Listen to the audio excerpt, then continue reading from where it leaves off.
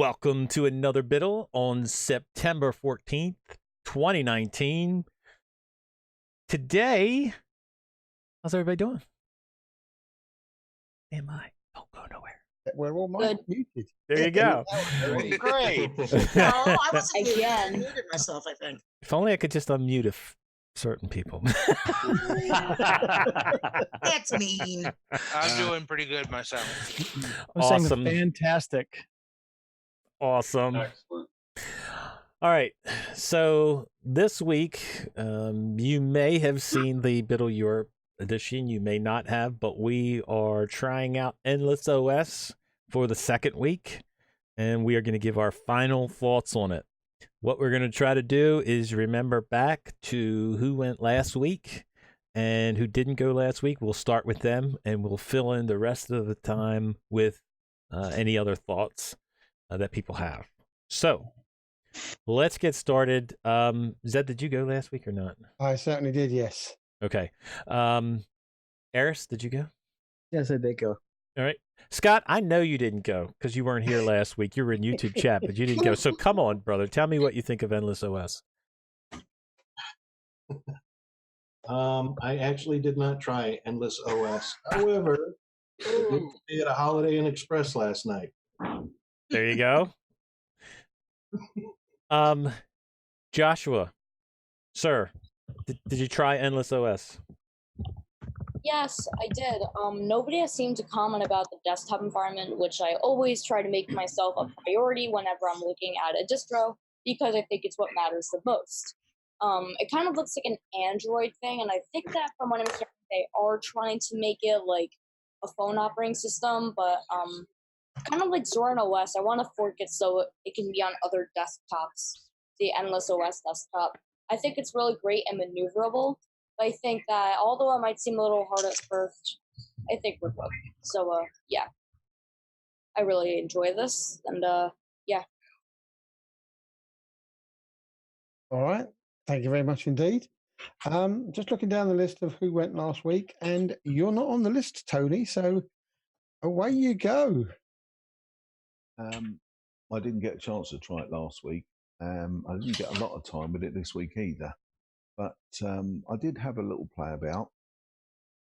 It's all right if you like GNOME, which I do, but it's a little bit tied down. You can't do as much with it as you'd like to, maybe.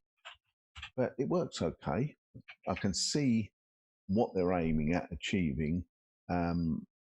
It's a 16 gig download. It's actually bigger than that.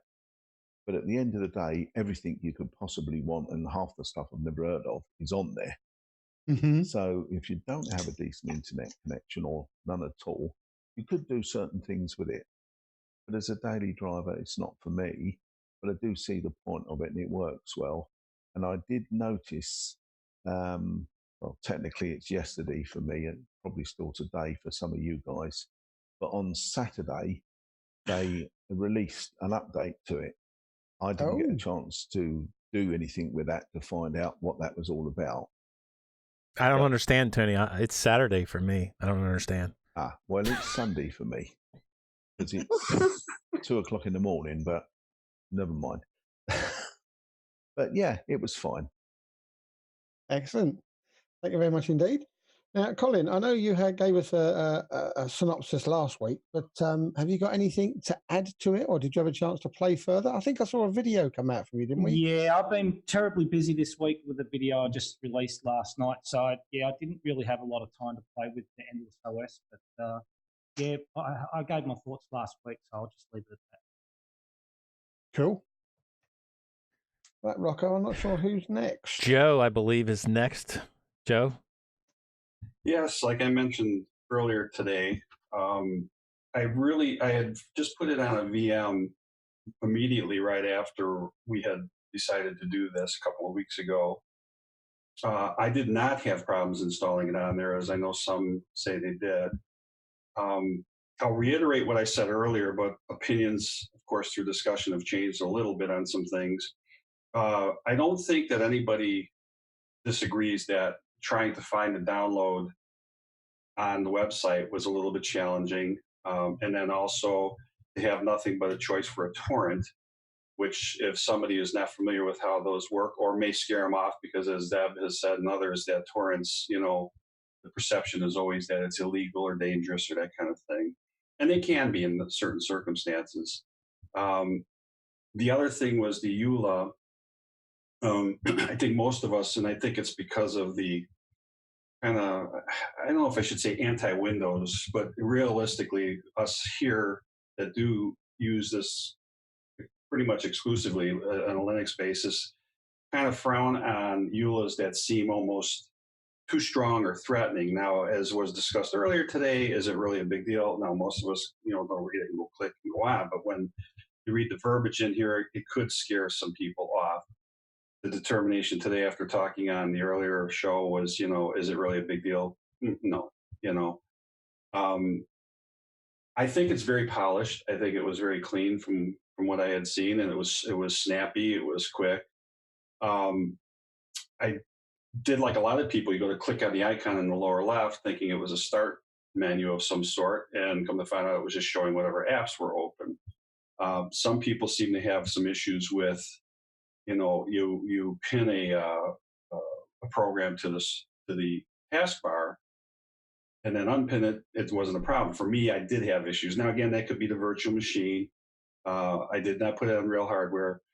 Some of the conversation last week about the 16 gig version, which really piqued my interest, was if you were going to run it strictly offline,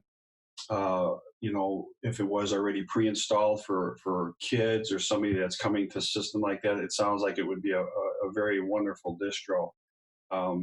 So in fairness, I did not give it, a fair chance that way.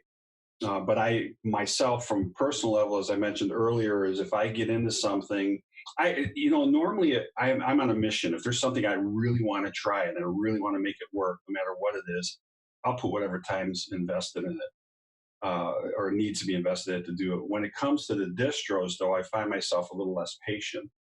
And, even as a somewhat experienced user here, I think, as I mentioned earlier today, too, that, we get in these preconceived ideas on how things should work based on what we're used to having them work, when in fact we need to find the opinions based on what the basis of the distro is supposed to be. Now, Zeb, thank you very much, and I will admit this on camera, which I didn't get a chance to do earlier, is I had said, it would be nice if there was either better documentation or maybe some kind of mission videos out there. Come to find out, it was on me, my fault, that apparently they did have a video page that maybe I just glossed or scanned over and didn't realize at the bottom of it was. I haven't watched that yet.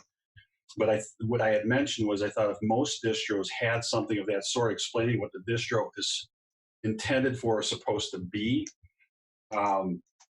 it would also affect on how we review things, not just based on how we're used to doing things or what we're looking for as users, but what the true sense of what the distro's intentions are. So by what it sounds like, for what Endless OS has decided or chosen to target, is very admirable, especially with the setup. It does sound like it's got some things, places to go and things, improvements to make, like does every distro. But I think that it's on the right track. One of the things we discussed today too was the perception of you install Chrome and then you decide you don't want it, you uninstall it and you reboot, and all of a sudden it's back again. And that started hitting me like, the running joke, because everybody knows Candy Crush. That's what Windows does. You you clean up all the garbage out of Windows, and then you reboot it and they do an update, and next thing you know, everything's back again. That was kind of a turnoff, but then I understand maybe the premise behind it, because if they're trying to prepare this distro to be non-breakable, so to speak, or help prevent kids from maybe damaging it or doing something unintended, then if that's the premise, then that's a good way to go about it. But I think most of us are used to be able to tweak, change our mind on things, do things to these distros that maybe this one's truly not intended for. So that's why when Steve did his review on it, I said, I don't think it's new user friendly. Well, that was at a first glance. Now rethinking it, I think it probably would be in the right circumstances as a pre-installed system for somebody that's just getting exposed to it. So we all need to be, a little more open-minded and fair. And I shouldn't have jumped to conclusions there. part of this is always, being able to admit where if you're wrong on something. But this is the beauty of these conversations we had, as we discussed earlier as well, is that you come in with maybe some sort of an opinion or a thought process or a view on something, and then through discussion, either maybe I change somebody's else's a little bit or vice versa, and we kind of meet in the middle. So I just want to commend Endless developers and all developers of all distros for the hard work they do.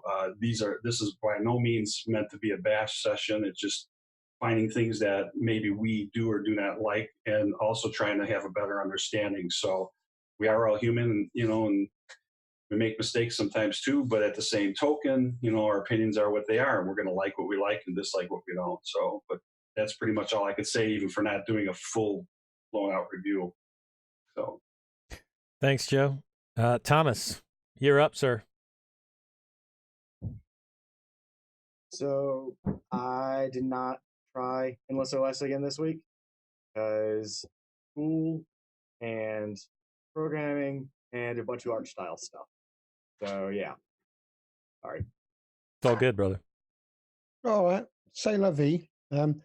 Just make sure that's not your excuse every week, because you're meant to make an excuse for school, not for hobbies. Oh, I couldn't do my homework. Sorry, I was doing Biddle.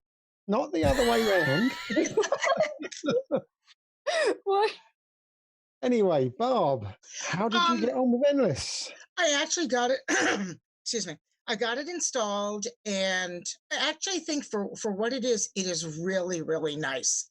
My one thing is, like what Joe said, obviously the torrents, I brought that up last week. I thought that kind of it even confused me. It's like, I thought the torrent was one option, and it wasn't. It was the only option. But one thing that I did find, and it did kind of irk me. Okay, I realize you can't get rid of Chrome, you're stuck with it. But once I downloaded and installed Firefox, and then I happened to copy over my profile that I use, so I didn't have to, it was all set. It would not allow me to make it the default browser. Instead, it is being controlled by your manager type thing. And it's like, huh? So I couldn't change that. So that means that if I click on something, let's say a link on something from a PDF or something, it's going to open up Chrome. And I don't want it to open up Chrome. Wow. Yeah. That was my one thing. I think somewhere they may have done something that doesn't allow, again, to make it unbreakable. I can understand where it's coming from. It's to make it unbreakable, because there are always people who can break anything. But that also means that if let's say you don't want your kids to use Chrome and you want them to use Firefox, it's kind of, Chrome's going to pop up anyway. And that was my one real big bugaboo. Other than that, it installed beautifully. I installed the full 17 point whatever gigabytes. It was really, really nice. I would be interested to find out where Chrome is stored, because we were talking about it earlier, that it's got to either download it again after you reboot, or it's got to be somewhere in the root partition as a file to be installed again. So that would be interesting to find out. And it's also interesting that you mentioned that, because one of the things that Hank was talking about on the Euro edition, and it was on a completely different subject, but it was not being able to lock down an OS to stop users from doing things, i.e. what programs can they run and all the rest of it. So if you couldn't tell it via favorite applications or default applications to use Chrome, so to use Firefox, then they've done it somehow. So maybe I'll send Henk a message to say, go and look what the guys over there have done, because they're locking down users from actually being able to install stuff, or not install stuff, but change the defaults. Yeah, and I thought, and it wouldn't let me do it. I even said, okay, so I exited Firefox, I went back in, I rebooted and tried it again, it didn't matter. So that was just the one thing. So if you can't, that would bother me, that I wouldn't be able to set a default browser. Other than that, I mean, it's got just about everything you need. And I like the fact that LibreOffice different modules are the default. And that was really nice. But my one thing was that was the thing that I really found very irksome. Mm-hmm. Other than that, I liked it. I think if you had a poor connection or minimal bandwidth, whatever, or or very sporadic bandwidth or connection to the internet, it's a good choice. Excellent. Thank you very much indeed. And You're it's welcome. interesting, Link's in the chat, and he said he needed to do that thing remotely. He's always been able to edit config files locally, but it's the remote administration that's a bit more difficult. So that's all good. Mm-hmm. Derek, did you try Endless OS? Yes, I did. I tried it for a little bit at least until I decided to up and change my operating system on my main computer to Arch. But what I did try, it was impressive that they used GNOME for one thing, and I did have a hard time figuring out that there was no start menu. But it was impressive with what kind of information they put on there. Excellent.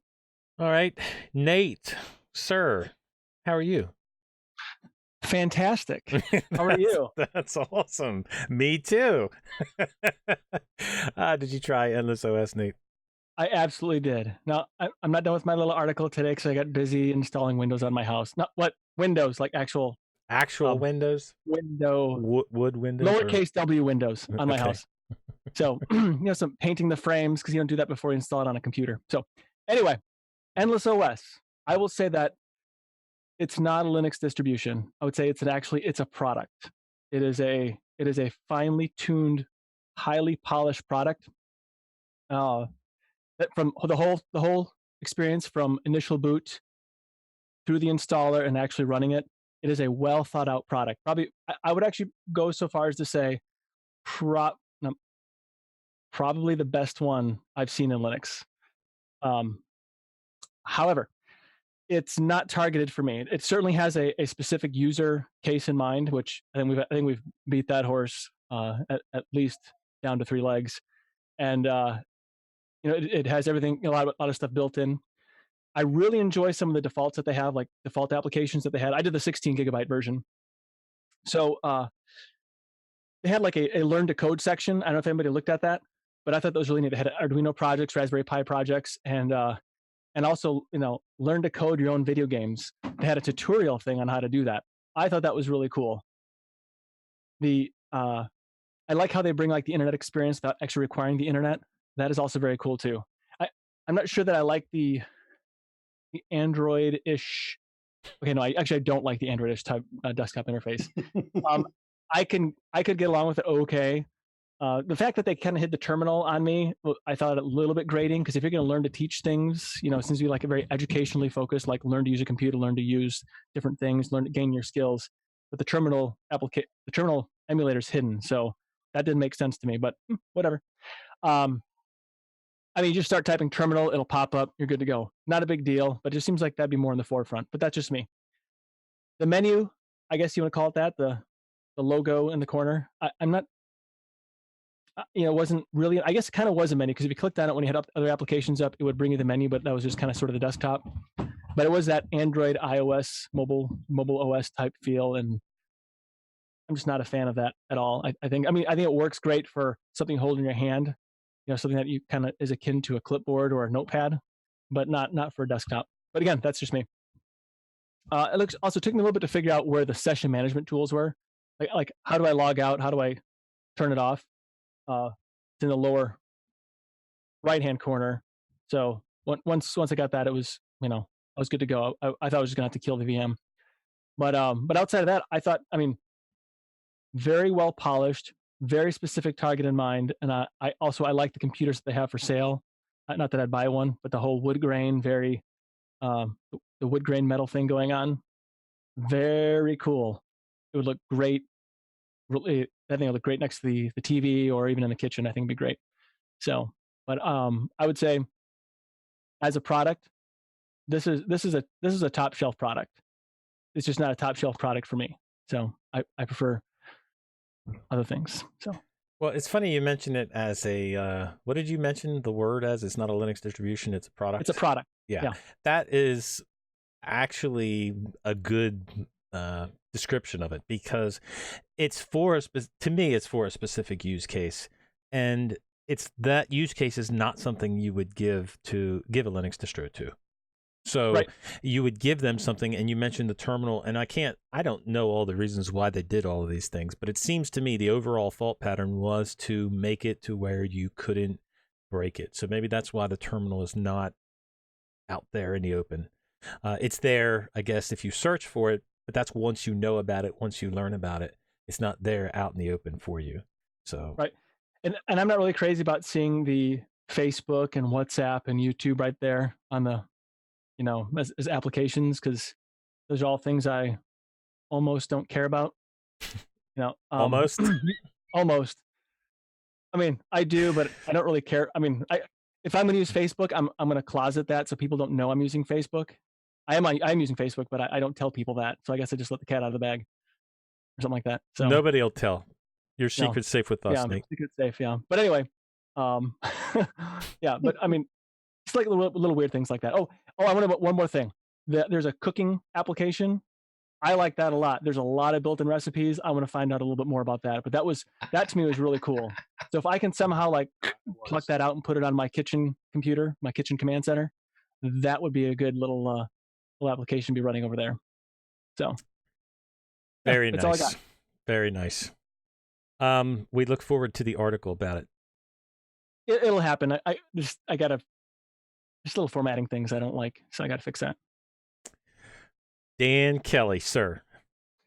Okay, I did get to play with this thing quite a bit. I can see where it has a particular use case for areas where maybe internet is a little thin and you can't really get a good connection, or maybe it's good for probably children to play with. But what I can say about it is I had a chance to actually get the terminal out of it. And the terminal is buried in it, but if you go into the software store and type term in the search, it'll come up to the top. You click on it, and then you click add to desktop, and it'll put the terminal on the desktop.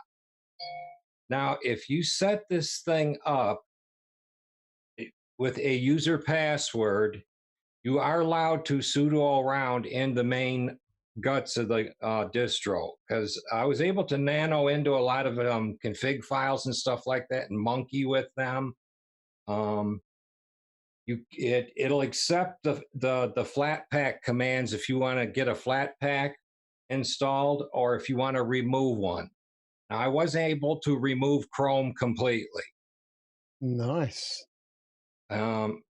I think I started with Flatpak, remove, and then Chrome, and it took it out. And then it updated, and it didn't come back.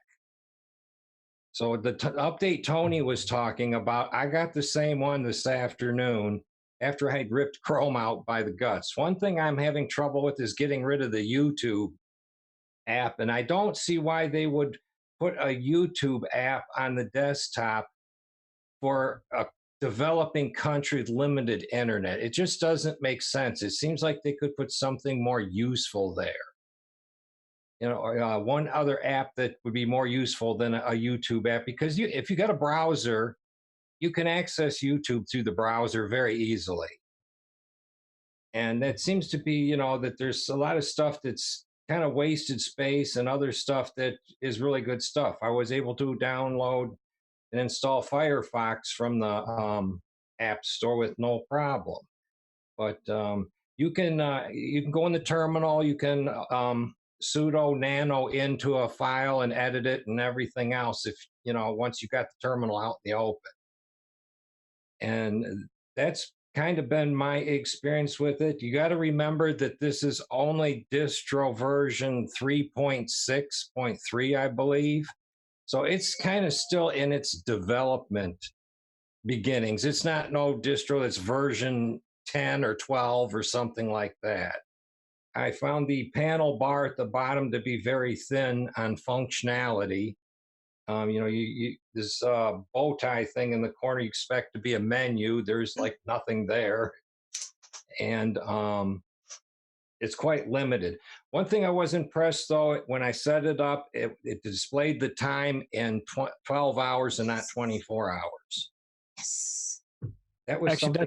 that's a negative, I think. 24-hour clock is the only way to go. Oh, 12-hour, dude. 12-hour, unless you're military, that's the only argument I'll give you. Imagine that. Can I say something? Sure. Dan, what you were saying about going in sudo flat pack remove whatever Chrome, yes. I did it, and I just did it, and I rebooted it, and there's no Chrome. That's how I got rid of it. Yes, it was so easy, but I wouldn't have figured it out. I mean, I would have eventually, but I just wanted you to know I just did it, and that worked perfectly. Well, because this is so much of a thin distro, I didn't put it on real hardware, but I set up not one but two virtual machines. So if I destroyed one, I had a second one to go backtrack to. So I have it on an actual on my old T420, and it's working really well. And I'm so glad that. And let me see, can I get in and make default? That I still can't do.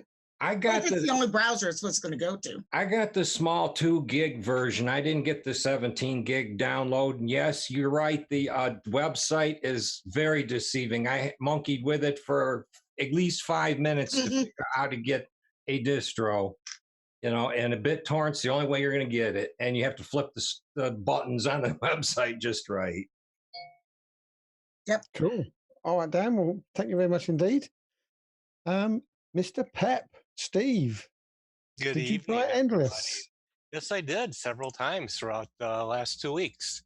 Did several videos. Did a live stream off of it. To say it is not for any of us. I mean, we're just too advanced, But I have to agree with Nate. It is a really good product. I've been listening to a lot of comments about maybe very Chrome OS-like, designed for a certain type of person, limited computer, for the maybe typical Windows user. I mean, who goes into Windows outside of even, to go and play with it? I found, I looked at it several years ago through a VM. And this is the first time, what's great about having a testing laptop is I can install stuff on it.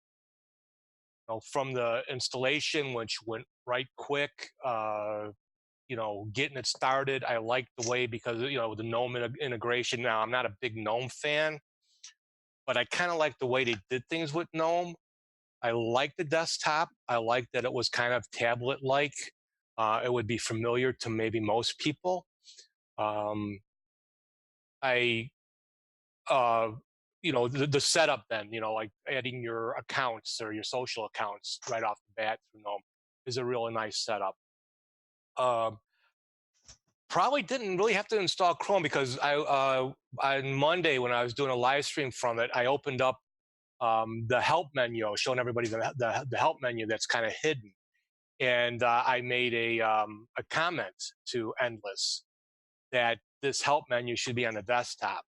And right now it's like being looked at. So, but it was very extensive on what you can do with Endless by going to that help menu. But when I did bring up the link, I noticed it brought up Chromium, and I didn't install Chromium. I'm thinking Chromium is probably installed off the bat. When you click, for some odd reason, they have Chrome on the desktop. When you first click on it, it's installing. And I think when Dan's talking about the YouTube apps and that, I think that is some kind of a Chrome or Chromium app. And if it didn't work right away, it's because either one was installed or I had to hook up with it. I kind of agree. Maybe it's going to underdeveloped countries or where there's limited internet. But for me, being an ICE user, I really like that function. And Steve, I got the feeling that Chrome had or Google had some contribution to this and monetary funds or something like that. Well, I mean, Google. I didn't mean to interrupt you. I just wanted to bring that up. That's how Chrome is still. I mean, let's face it. I mean, I'm not a big Firefox user. I'm sorry, guys. I like Chrome. I like Chromium. It's big throughout the world.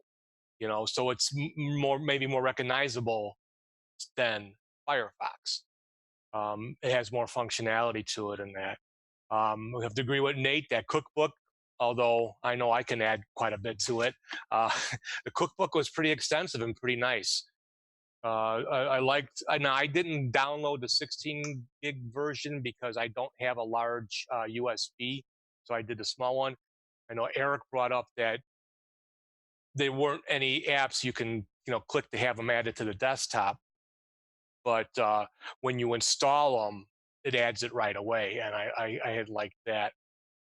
Being GNOME 2, now even though I'm not a big GNOME fan, I kind of knew if you just start typing, it brings up the search bar, and you're able to find things that way. That's how I found the terminal. I mean, I didn't find it very difficult. I thought it is laid out really, really nice. It is for a specific user. Nate's right. It's like a product. It's driven to a certain faction. Would I use it day in and day out? Probably not. I mean, I was going to make a joke that I gave up my peppermint for it. I don't think so, because I went right back. I mean, even as nice as it is, I'm back. Right away to my peppermint, using my laptop or my desktop that way. What else? Let's see. The flat packs. Now, I have trouble. I don't know, Zeb, if you do on Peppermint. Now, I have kind of problems with flat pack on Peppermint. All the flat packs I've installed on Endless, OBS, VidCutter, OpenShot, all seemed the short time that I used them ran flawlessly. So I go, okay, let me test out flat packs again on Peppermint. Maybe they got better. Or, I got OBS flat pack on my Peppermint laptop here. And when it opens up and you expand it full screen, it's got like a blank area you just kind of see through, which doesn't happen on Endless. So I don't know if it's the integration with GNOME, or being part of Debian. I don't know. VidCutter, I like it a lot because it's a really quick program to edit videos without having to bring up a big like OpenShop. The Flatpak version on Peppermint stalls, work flawlessly and Endless. So the way they went with Flatpaks, I think, is very nice. And but I mean, I was kind of impressed. I think it is. It's not when Joe brought up about the download and that it's not made, I think, in most instances for us users just to download it. It's designed for developers or whoever to add it onto laptops because, as the statement says, that they're just giving out laptops, so it's all pre-installed anyway in most cases. But I didn't find it too confusing. Cool. Yeah. Thank you very much indeed. And I look forward to seeing your forum post on the Flatpaks, because I don't use Flatpaks because I can't see the point in downloading a 2 gig file when a 400 meg deb file will do. I just don't get Flatpaks. They are huge. But anyway, we're bound to have some Flatpak lovers in the chat who will put me straight. Sleepy, hi, welcome. Well, I should say Vint. So hang on a minute. Good. Whatever you want to call me is fine. Yeah, well, hang on a minute. So you're wearing a hat and Colin's not. What's going on? Because my hair's all messed up this morning. Ah, right, sleepy hat. There you go, sleepy. Right, go on in. That's right. How did you get on with Endless?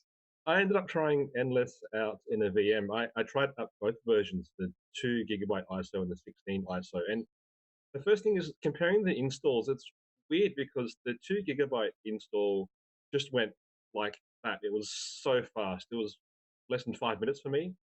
But the 16 gig install, like a lot of other people, super long. It was 40 plus minutes maybe. So that's something weird. I'm guessing it's something to do with them unpacking everything that's in the ISO. The first experience, I'm thinking, it's a distro that I think could actually do with maybe a welcome screen or an initial video tutorial out of the box when you first boot it up. I didn't quite see one. I don't remember if there was one. I don't think there was. But the thing was, I think this tutorial or welcome screen would be more for experienced users in this situation because it's so different to what people are used to. Whereas I think someone who's completely hasn't seen a computer before might find the interface actually very intuitive and quite easy to use. I thought that the UI was very, very snappy and very fast once you got used to it. And I thought the overall experience was really much like a love child between GNOME, iOS, and Chrome OS. Just a niggle that I did have was that with the taskbar, if you have an app that's already pinned, and I couldn't get over this niggle, it kept bugging me. If you had an app that's already pinned and you open it, there's a little indicator that says it's open. And then you switch to another app and the icon still stays there, but the indicator goes somewhere else. But if you have an app that's not pinned and you open it, say for example, the terminal, and then you switch to another app, the terminal icon actually disappears. And so you don't actually know the terminal's open until you press either the super key or open the terminal again. So I think that's a little something that they can maybe look into and fix. I really love the software store. I know it's GNOME software, but it's for some reason they've themed it really, really nicely. It looks really nice, and I really like the fact that they have a little donate button under a lot of apps, which I don't think is normally default in GNOME Store. I think supporting developers is also important. So using the distro, all sort of the last 2 weeks, I've been thinking, a bit like Adam the other week, I'm thinking of a guinea pig that I might be able to give this to try and use. And initially I was thinking of my mum, but I actually think that absolutely this would be something I could give as a first computer to my 6-year-old daughter, because she's kind of used to using an iPad, she's kind of used to using a phone, so this would be not a big step for her. But the biggest thing is that with the 16 gig install, is that I could really monitor her internet usage. Like I could disconnect the internet from a computer and she could still have a functional computer to use with all the software that's on it. And I think that's a really great thing. And I might eventually try that. And I think I managed to do something that most other people couldn't do. I think I managed to break the system. Mm-hmm. And so when I was switching between the 2 gigabyte install to the 16 gigabyte one, I just, out of curiosity, I went open the terminal and did a sudo rmrf, no preserve root, and I killed it. I managed to kill it. Well, are you sure you were able to kill it? Yes, because it booted and it went to grub. Okay, you killed it. I'm an expert at that. I just was going to verify that you killed it. All right, Eric, you went last week. We will get back to you on final thoughts when we get through with these guys. All right. Yeah. Ivan, sir, how are you? I'm doing great, Rocco, and thank you for letting me in so late. It's okay. I had a really little time to play with it. However, I did a try on a VM. I like the overall experience with Endless. It is nice to see the way they implemented the Flatpaks into their actual software center. That I found really, really interesting. The way it's laid out as well. It is Chrome, right? Chromium? Is it the default browser, I believe? Chrome, I believe.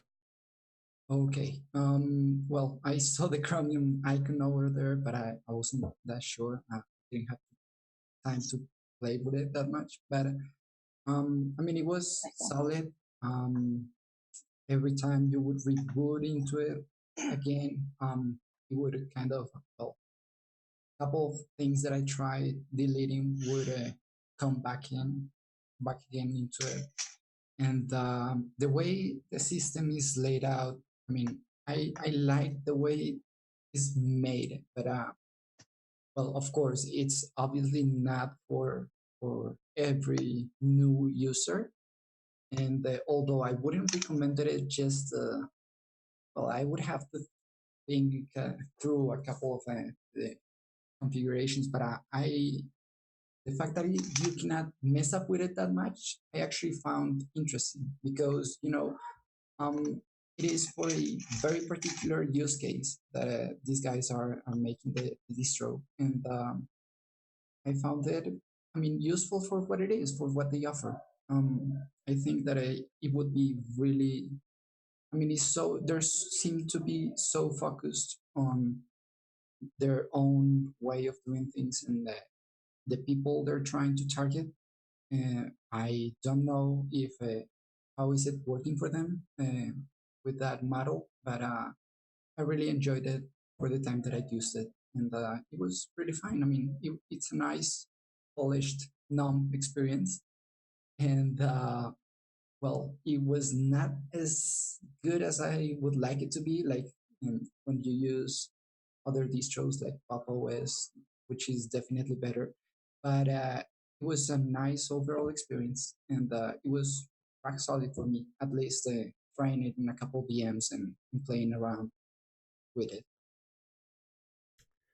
Very nice. Daniel, sir? Hey, can you guys hear me okay? We can. How are you? I'm doing pretty good. Sorry for jumping off and out there. My internet decided to just like take a bath on me in the middle of that whole thing. So it's all good. I did get a chance to play around with it a little bit. Put a couple hours in on it. I think I generally have the same sentiments that everybody else has. Like, I really think it's a really good starting place for what it's intended for. Like, if you're just trying to get this out to people who may not have a good internet connection, may not have experience, like may only have experience with phones, and need access to all that, because I installed the full 16 gig one too, and there's a lot of information on there, and the fact that you can pull all that stuff up offline and like not have to worry about it, pretty cool. You know, the interface kind of feels like a phone to me. Like, it's funny, it comes up and I feel like I want to touch the screen, but I don't have a touch screen, so that was kind of trippy. But yeah, I mean, I think it's I think what they're doing is a cool idea. I know a lot of us in here who are very techie want to like tinker with it and change it around and try to see if we can figure out if we can break it or retheme it or whatever. And I get the feeling that that's just not what they're intending to do. Like, they're really intending to have it be something it can be loaded on a machine and just work and like not be tinkered with, but give people what they need to like learn stuff or do stuff. So although I would love to be able to get in there and tinker with it and break it and take it apart, I don't think it's intended for a lot of folks like us. So I think they're going down a really good path. Not something that I would actually use, although Vince did give me an idea. There's a couple kids in the house here, and that really is a good idea, Vince. I think I might throw it on a couple of the machines here in the house and let the kids run with it so I can like cap them off the internet when I want to and just let them roll with it. So that actually might be a legitimate use case for it as well. So, but yeah, I mean, I thought it was pretty good. Yep. I think there are specific use cases for it. I know the underdeveloped countries are, you know, one of the use cases, but there was another use case brought up in Middle Europe where, you know, for say an older person in a nursing home, you know, may not have the best internet at a nursing home, whatnot. That may also be a good use case for it. There are specific ones that you can think of, but obviously this was not meant for people like us to use. I mean, we try everything because we try everything, but not because we're really seriously testing out if Endless OS is going to be the next distro that I run. You know what I mean? Because it's obviously not. It's not meant for that, but definitely have some good use cases. Sorry, Rocco, something Daniel just brought up about the keyboard and stuff of the touch screen. I just thought I'd try that on my Toshiba because it is a touch screen. I logged in with the touch screen. I just tapped on the search icon and a keyboard came up, on-screen keyboard. So that I just thought I'd mention that. All right. That is fantastic. Maybe that's why it appears to be so light. It's got other stuff in the background for additional hardware support. Well, we have a few minutes left here, so we're going to spend that going over anybody that wants to give their final thoughts on it, even the people that have went reviewed it the previous week. So, Zeb, do you want to give any final thoughts on Endless? Other than I think it's a really credible program that they're trying to do here, and we talked a lot about it on the Europe edition, bringing computers and the internet, creating or trying to knock down that technical divide, and the fact that when they first started out and were a crowdsourced or crowdfunded program, they were bringing out computers for $79. I mean, that's a ridiculously cheap price, and commendable that they're doing it.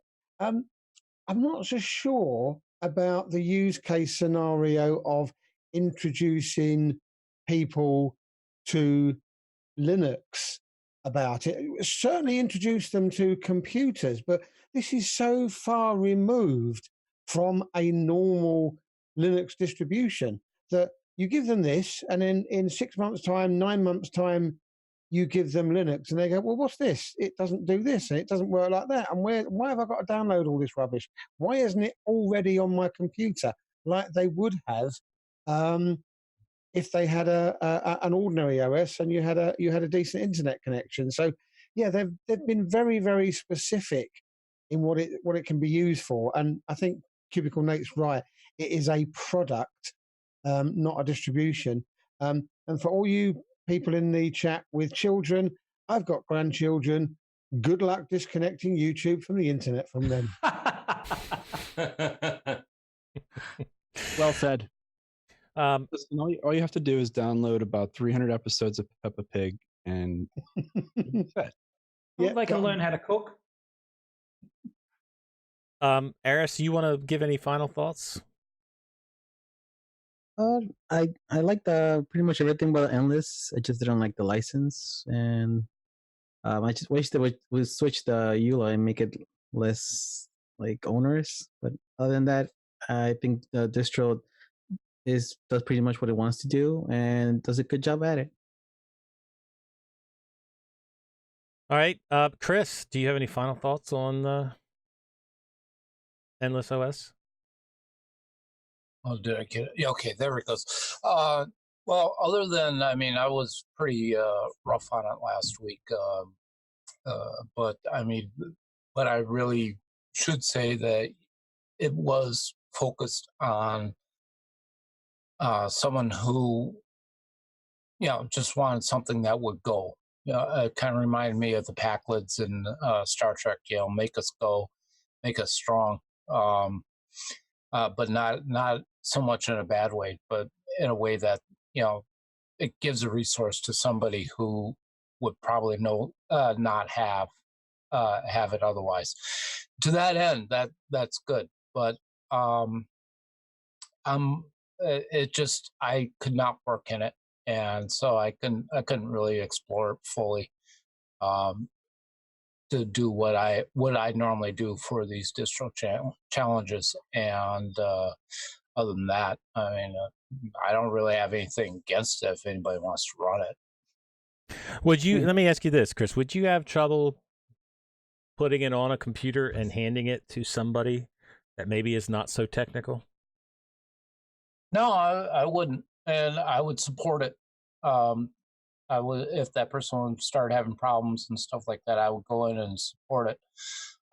Especially now figuring out that you could actually, if you put a password in for the user, if you can generate a second user on there, you can use the sudo and work around some of the lockdowns. That I wouldn't have a problem supporting it with someone who would be either a newbie file or someone who's scared of breaking things or anything like that. Excellent. Thanks very much indeed. Eric, your final thoughts on Endless, if you have any. I think, the best way to put it is the way that a lot of other folks have put it, which is that if you look at this just from your standard approach of what you expect out of a desktop based on your prior experience, you're probably going to have some challenges with the way Endless has put things together. But if you look at it from the perspective of someone who maybe hasn't used a computer, or certainly someone who doesn't have access to the internet, then this makes a lot of sense. And they've made a lot of changes specific to that group of people. So in terms of focus, I have to give them incredible, credit for doing that. Right? I'm sure they realized that a lot of people would look at it and just not understand it, but they have a very specific mission, and I applaud the mission that they've undertaken, because to get technology to those people who need it, who otherwise wouldn't have opportunities to learn those things. And I can imagine a kid somewhere who would have no other opportunity otherwise having a system with that on there and learning how to program, or learning things on Wikipedia, or having access to information that otherwise wouldn't exist to that person, and maybe giving them ideas of different paths in life that they wouldn't have seen otherwise. So I mean, I think if they reach out and they are able to impact the lives of even just a handful of people through this, that it's a worthwhile effort. So my personal feelings on whether I like the desktop and the icons or the menu or any of the little things that might bother me, it doesn't matter what I think. It doesn't matter if I think that it's the right thing for me. It has a purpose. They are going after that purpose, and for that, I give them lots of credit. Yep. They have a focused effort, the developers do, and you can tell that they put a lot of thought into it. So it's not just a fly-by distro. This is something that they're working on to hand to people, to allow them to experience a computer like me and you experience a computer. So I think it's awesome. So hats off to the developers. Thank you for all of the hard work on Endless OS. Does anybody else have any final thoughts on it? Dan, go ahead. Oh, I didn't basically dig up the terminal and, decided I'm going to take this apart. I wanted to see how repairable it was. So let's say the package manager jammed up with a package and you couldn't uninstall it or install it. So I wanted to see how using the terminal affected it. And, the thing is basically made out of flat packs. And all you have to do is type Flatpak install in your package, and if it's in the repo, you have it. I do believe this is a really good piece of software if you want to give it to somebody that's just starting out, or somebody that is just learning Linux, or somebody in a remote location. It's an excellent product, and I want to see it grow. I want to see things added to it. And that's really all I have extra to say about it. Just wondered, I was going to say, where did you find the info on the Flatpak command, uninstall and install? I think I tried all the commands until I hit one that worked. I can't answer that one for sure, but I'm sure it's something along that lines. I tried, the apps.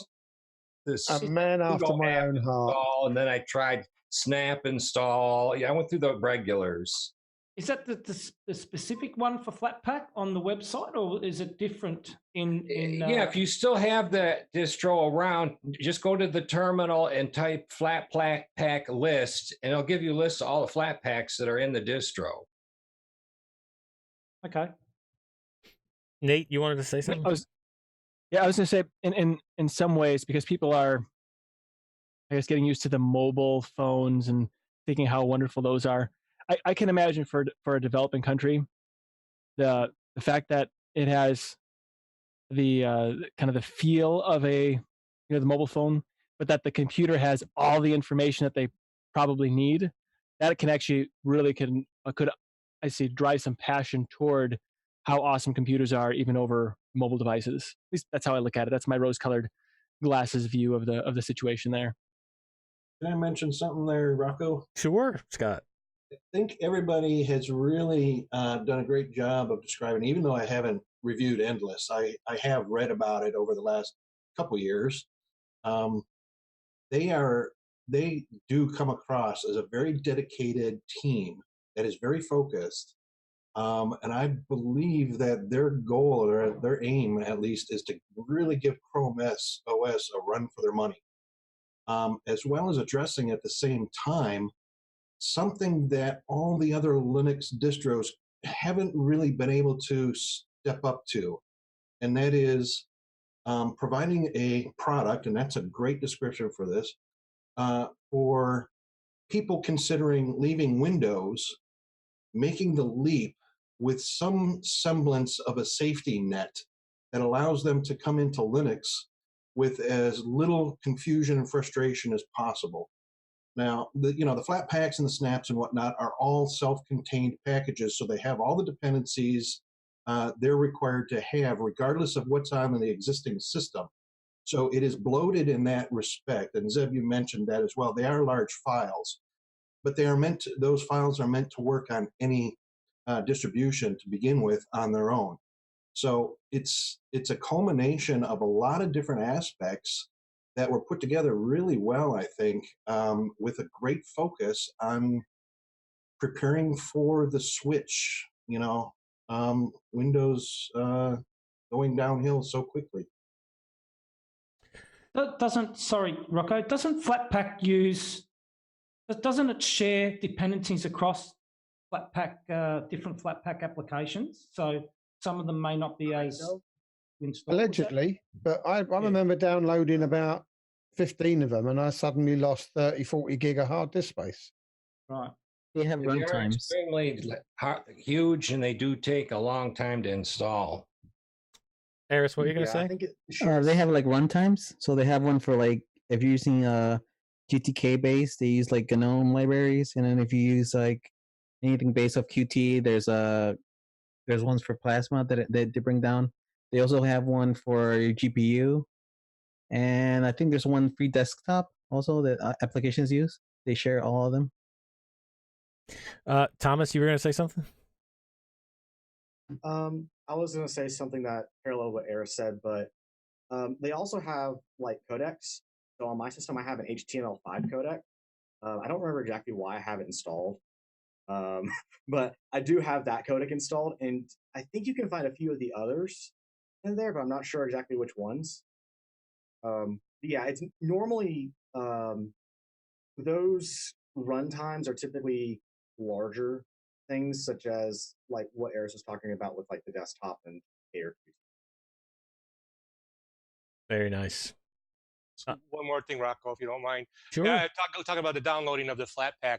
You click it, and it doesn't do nothing. And I did a video on installing the software, and so the first one it didn't take long, but it could take up to 2 minutes before it starts kicking in and starts installing. And if you're just kind of waiting and maybe unsure, you might close, because I almost closed it out. I was making coffee and went back. Oh, now it's installing, but it took a couple minutes before it even get to the point. Mm-hmm. So.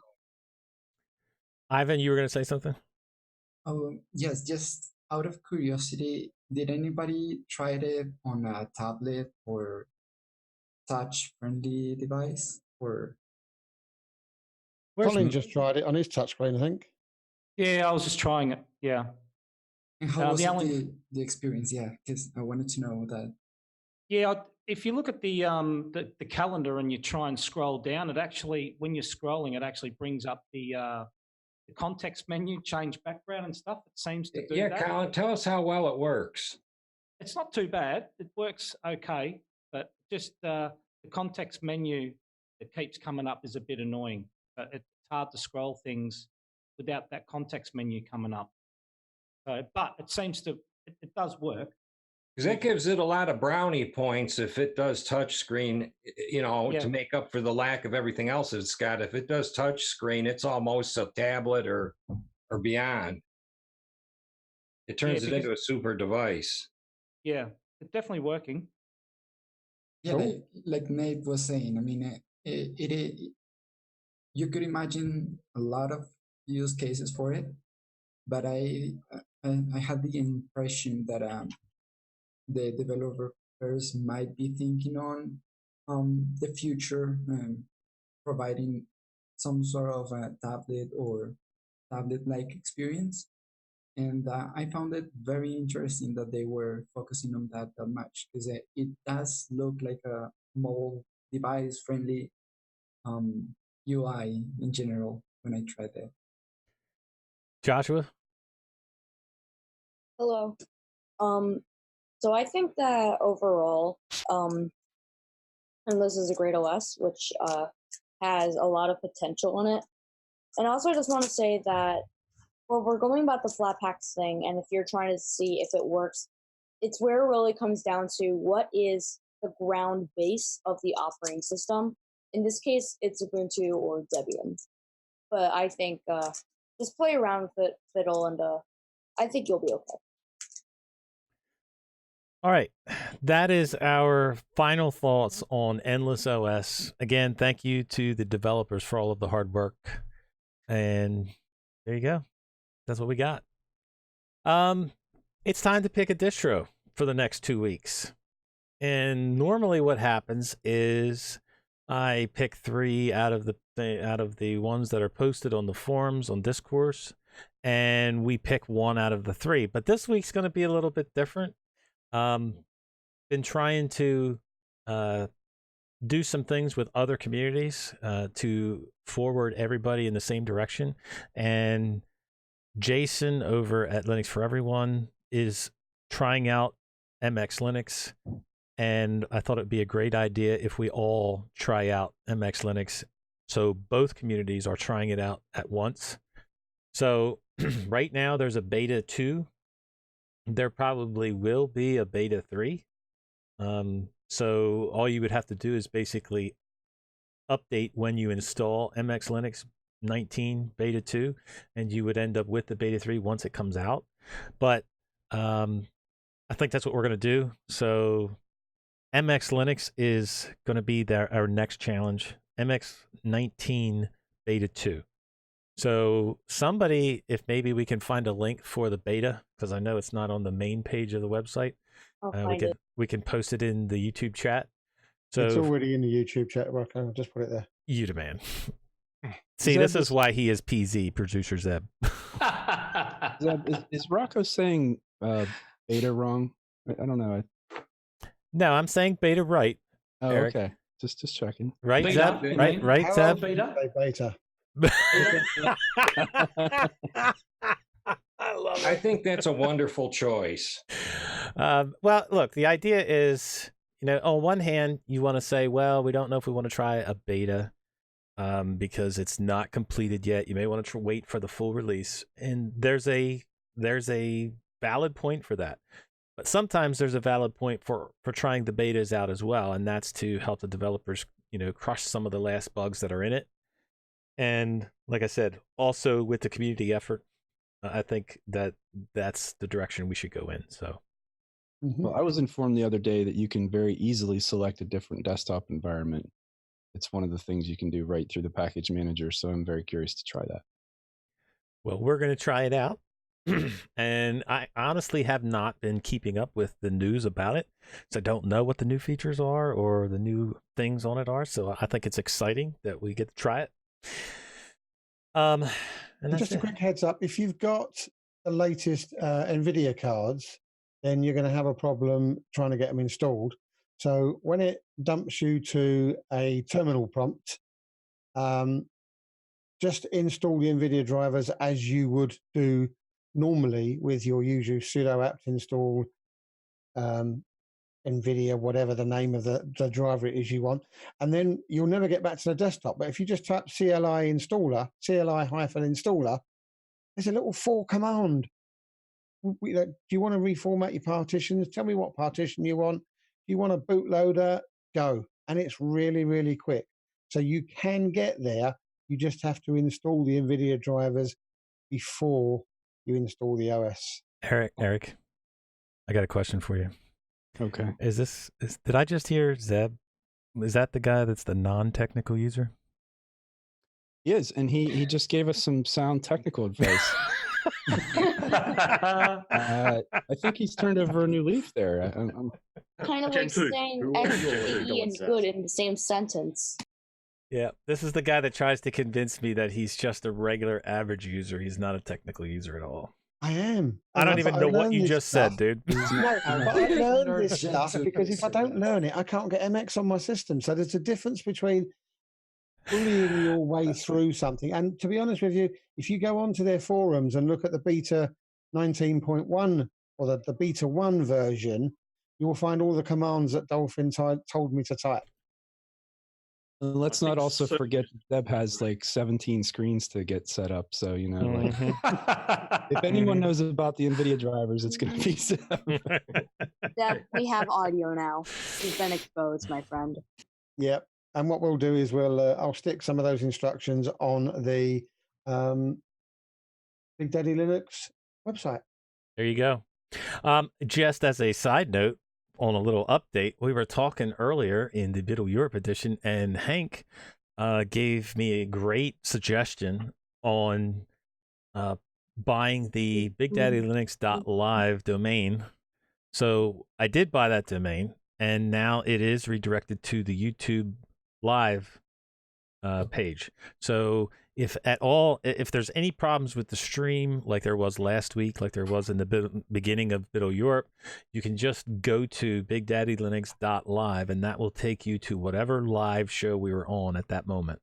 So if we're not live at that moment, it'll be blank, but it will take you to the YouTube channel. So thank you for the suggestion, Hank. Excellent. All right, on to the second hour. Hold on. Who's typing? Let me mute that. Typing, mute yourself. On to the second hour. Now, this is something that we talked about in Biddle Europe, but I think it's important enough to talk about again and get everybody's opinion here, because a lot of you guys weren't here for this conversation. And that is about Manjaro becoming a company. They decided to be a corporate entity now, and this is not something that they just thought of without, didn't put any thought into. They put a lot of time and thought into doing this, and the two lead guys, Bernhard and Philip, basically did a group decision on making Manjaro a company, and the new structure, according to their official form release, will enable them to do a couple things, and I'll just quickly go over them. It will enable them to, it will enable developers to commit full-time to Manjaro and its related projects. So they will have full-time paid developers. It'll enable them to interact with other developers in sprints and events around Linux, which is important because it's one thing to share code, to collaborate, through GitHub or something like that, but it's a completely other thing to have developers get together in the same room and communicate face to face. That goes a long way. Protect the independence of Manjaro as a community-driven project and the brand. Provide faster security updates and a more efficient reaction to the needs of its users, and provide the means to act as a company on a professional level. So that's basically what they've decided, and they laid out what they're able to do with that decision. So what do you guys think?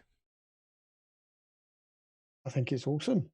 I think it will prove to some of the industry and the businesses out there that here's something that started out as somebody's passion. I think somebody said earlier that they've been going since 2011. Yeah. So in 8 short years, they've now reached the stage where they can turn it into a viable company. Now, we all know they're not doing it on their own, and I think it's Blue Systems that they're marrying up with, and Blue Systems are a proven company to help the Linux community. They do an awful lot of work for KDE, I believe. But so here you are, company that started off as someone's passion. It's now a fledgling company. So who knows? Maybe some of the big guys will go, do you know what? Maybe we should start putting Linux on laptops and sticking it in the shops and see how it goes. Because, as I said, here's a hobbyist organization, and now they're a full-blown company. More kudos to them. Well done, lads. Yeah, I think that's great for. Nope, you got me, mate. Go. Okay. Well, I think it's just great. Thank you. Just because it's showing that Linux desktop is a viable platform. I mean, if someone is now making money from Linux, they've started a company based around Linux, then obviously there's money to be made there, and the desktop is not dying. So it's not my choice of distribution, obviously, but I'm glad to see that there's progression happening right now, and they're gonna help by them to develop, on the Arch platform. They're just going to make it better for everybody. I mean, even if you're not using Arch based, they're going to make it better for you anyway, because they're putting emphasis on the desktop, and they're pushing upstream too. So it's just going to benefit us all. And also, I've heard some naysayers. I forget which Telegram group it was in, but they're saying, oh, they're just becoming greedy or whatever. Money's the root of all evil, which is a misquote. It's not money that's the root of all evil. But the fact that it's now going to be self-sustaining, or it's becoming self-sustaining, that's just going to be now. Manjaro is a platform now that you can actually target and build against, because it does have commercial interests. So it's now going to be useful. I mean, it's going to, they want to keep eating, which is, one of those things that humans like to do. And if they can make money from their passion, they're going to keep putting energy and effort and love into it. And that's exactly what Linux needs, is just more love for more companies. So that's my 2.5 cents. When you look at the list of Arch-based distributions, I'm actually on Arch's wiki right now looking. There are plenty of them, but they are all pretty small hobbyist type distributions. And Manjaro has been the only one. I think, Rocco, you said this earlier. They were sort of the ones that bridged the gap in a lot of ways between having a pre-configured Arch-based system that is sort of mass market appeal versus these smaller, niche-based distros that are addressing like a very specific audience. And I personally have criticized Manjaro in the past, because I think when they make the claim that it's an easy to use beginner-based distribution, I question that, because I still feel that Arch is just sort of one notch up. We just talked about Endless OS, where could you put this in front of, someone who's never used a computer and expect it to just not break or not have any problems, never being connected to the internet? And could you have that same expectation out of something that's Arch-based? I'm not going to say no, you couldn't, but I don't think anybody's put that level of effort into hardening it or making it, strong enough to withstand that type of situation. Anyway, those criticisms aside, I think Manjaro, and I've used it on and off for many, many years over these last 8 years, and it is almost always of a very high quality and very well thought out. Between having support for just about every single desktop, and a lot of them are community based, but the fact that it's just a few people that have been able to manage that, continue to grow their community, and move forward through the years, and have now ended up at this point where they're successful enough that other people have taken notice. I think it's a success story, really. I do. I see it as being, like Zeb said, just it is it's a recognition that they've done something that is pretty special, and the fact that they can now do it as a legitimate, career and way to make money, like that to me is really special and encouraging. Yep. I would never even now say to give any distribution based on Arch, including Manjaro, to a new user.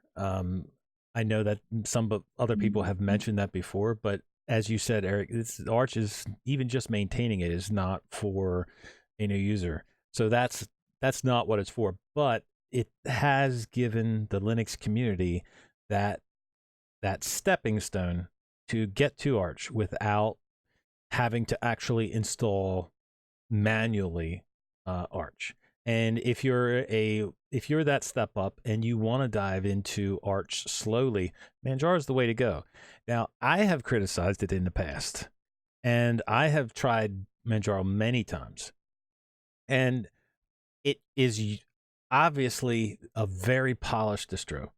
And you can tell that from the very first time you boot into it to all of the features that it has, whether you're running the flagship XFCE or you're running KDE. It is a great distro to run.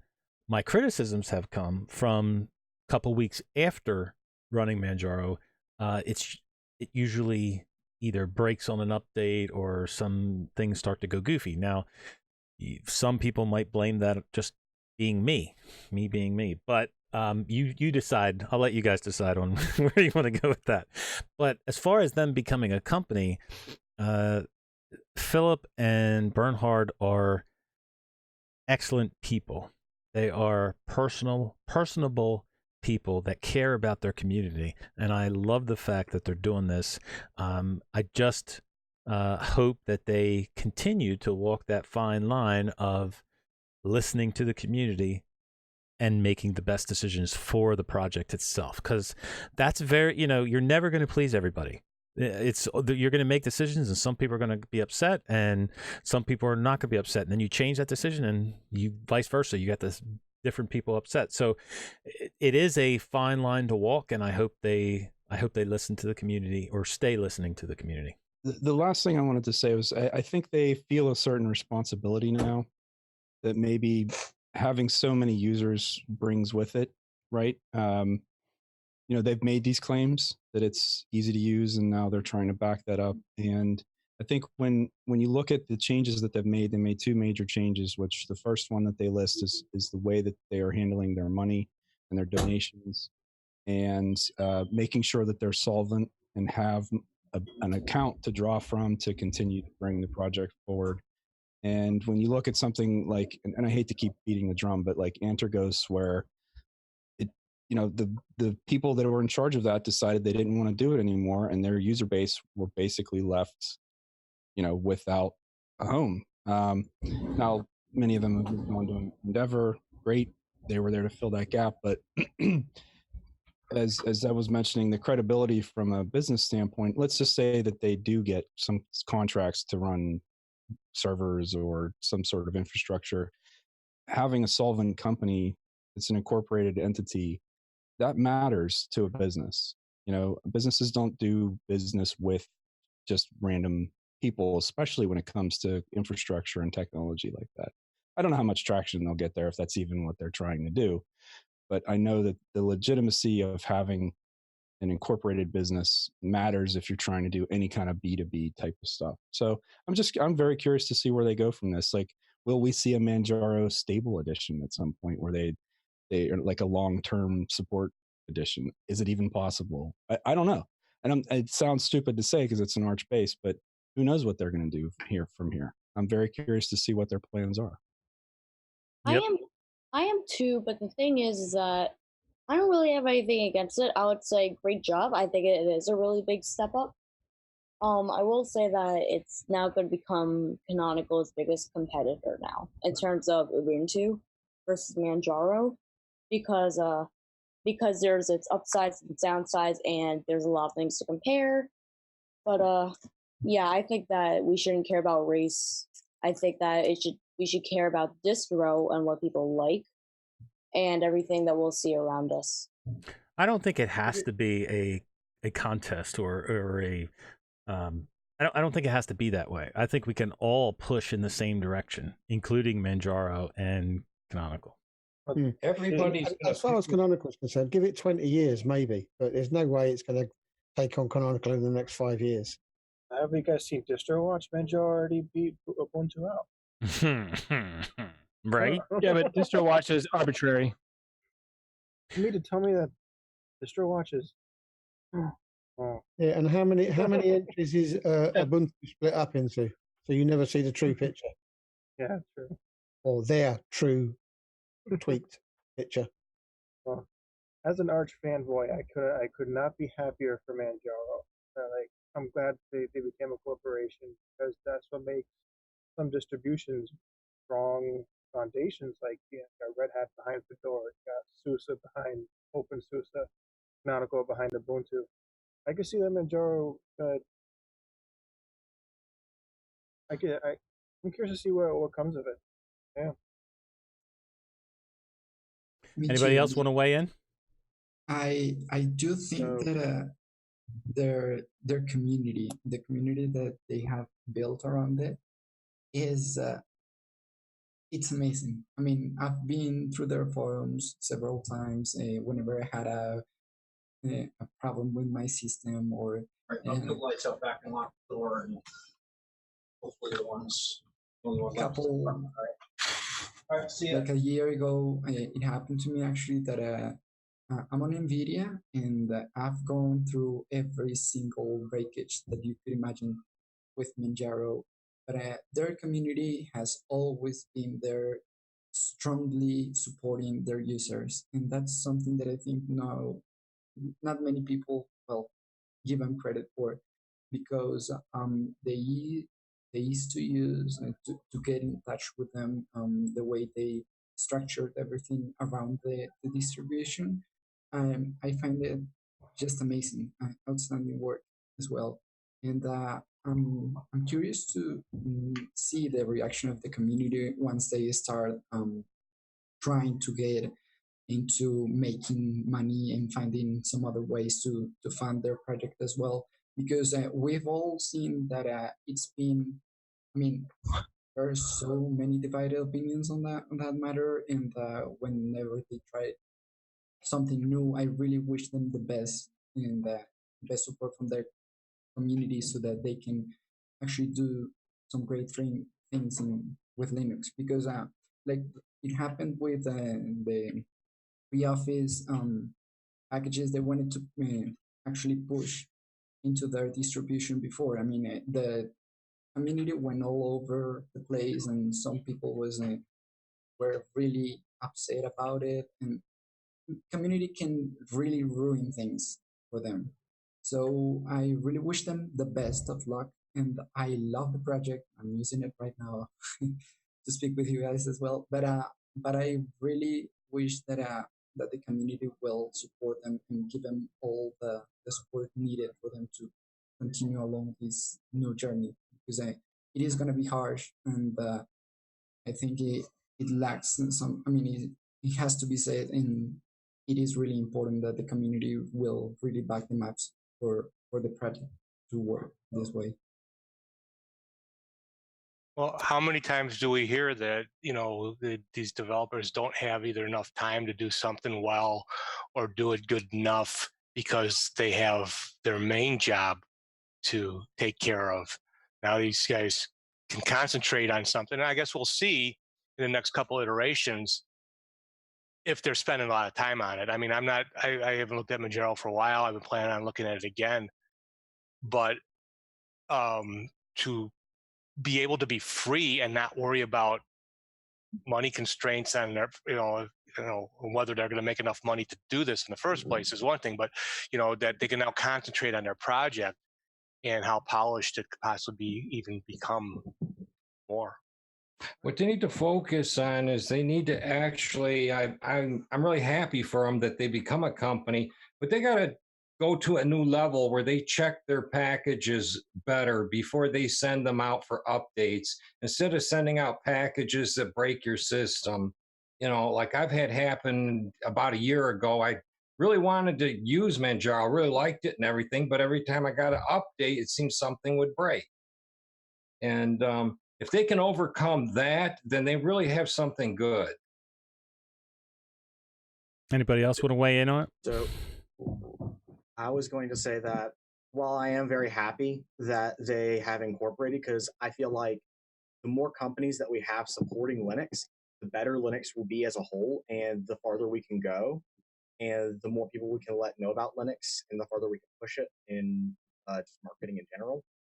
I think that they need to make sure that they maintain the same level of transparency, or even increase that level of transparency, because I'm sure most people are aware that it is very easy to just let your transparency slide due to one reason or another. Like you can be a developer developing a distribution and you do something and not even bring it up with your community or ask your community about it or let your community know you did it. And not having that transparency can cause humongous issues if your community realizes you did something and they don't like it. Like if Canonical had gone and just randomly ripped 32-bit support out of their repositories and never said anything, that would have made that whole situation a few weeks ago way worse than it actually was. Well, I think they have a track record. Had that transparency. Thomas, they have a track record of listening to the community. Just for example, the other week when they added SoftMaker into a release candidate, and there were a lot of people up in arms because at the time it didn't have some of the features that LibreOffice had, and so they listened to the community, and now there's a choice.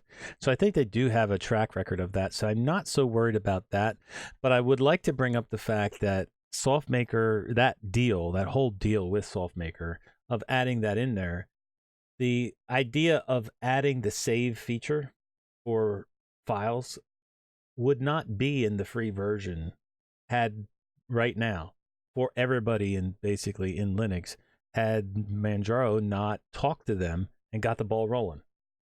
So I think that's what we need more of. We need more of the Linux development teams, distros, developers talking with companies, even if it may be a proprietary company, just to work together as a team to forward things rather than, because like I said, if they wouldn't have done that, would we even have that option in SoftMaker right now?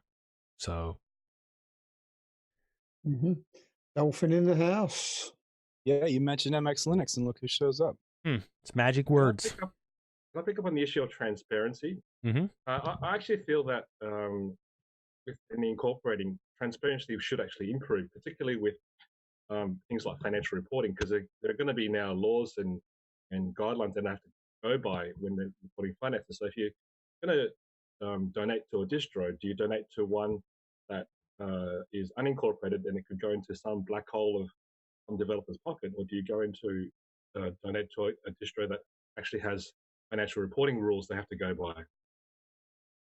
Well, that's one of the changes that they're making, Vince, is to transfer the donation funds to a nonprofit, which will accept the donations on Manjaro's behalf, which makes it transparent. So I think is great. It's great. You're muted, Dolphin. Sorry, mate. It's not coming out. Well, you got the wrong output on one or the other.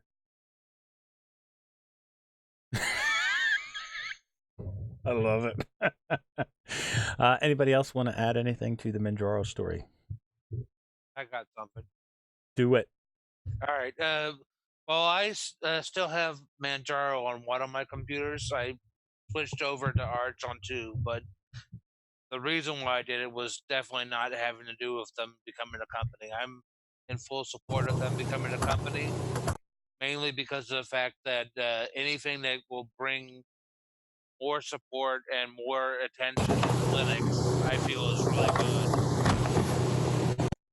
And I just feel that when it comes to the three, I'm seeing it as the three bigs. You have Red Hat, you got Canonical, I mean, and you now have Manjaro. So I think it's going to be real good. Hopefully, it will be good and not bad for the community. I would throw SUSE in there with the Giants. Oh, that's true too. Yep. The only other thing I had to add was that they just had a new release as well, and that's the release that apparently the big things were a front end for snaps and flatpaks, as well as the choice of installing the Office suite. So the next big question is MX Linux going to become a corporation? We can't hear you, dude. Listen, I'm not going to use a distro by a guy that can't even get his microphone to Yeah, work. I mean, I thought you were a developer, dude. I thought you could get Pulse Audio fixed. Actually, for me, I'm they so did glad you fix can't it. answer. I'm just as glad that's muted because I'm sure that wasn't PG friendly. So is that what MX stands for? Mike X'd. It's funny. It's so He nice. comes on here. Dolphin comes on here with antics on a USB key, and it works flawlessly. So it's got to be Zoom messing him about, not anything that Elfin's doing. Because let me tell you, beta 19.1 was fantastic. Beta 19.2 is astonishingly good. Well, we're going to check it the out. alphas are great too. We're going to check it out. Zeb, you got anything you want to specifically talk about? Well, it's interesting that there's been all this hoo-ha recently with purism and phones, and then totally out of the blue, we start getting Twitter feeds all over the place that Pine are going to do a Pine watch. So send one over. I love Pine to bits, right? But they're doing the Pine Book, they're doing the Pine Book Pro, they're doing the Pine phone.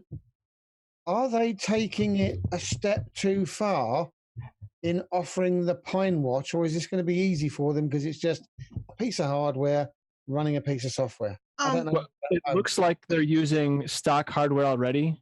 Yeah, and that's what I was gonna so say. it's not going to be that big of a deal.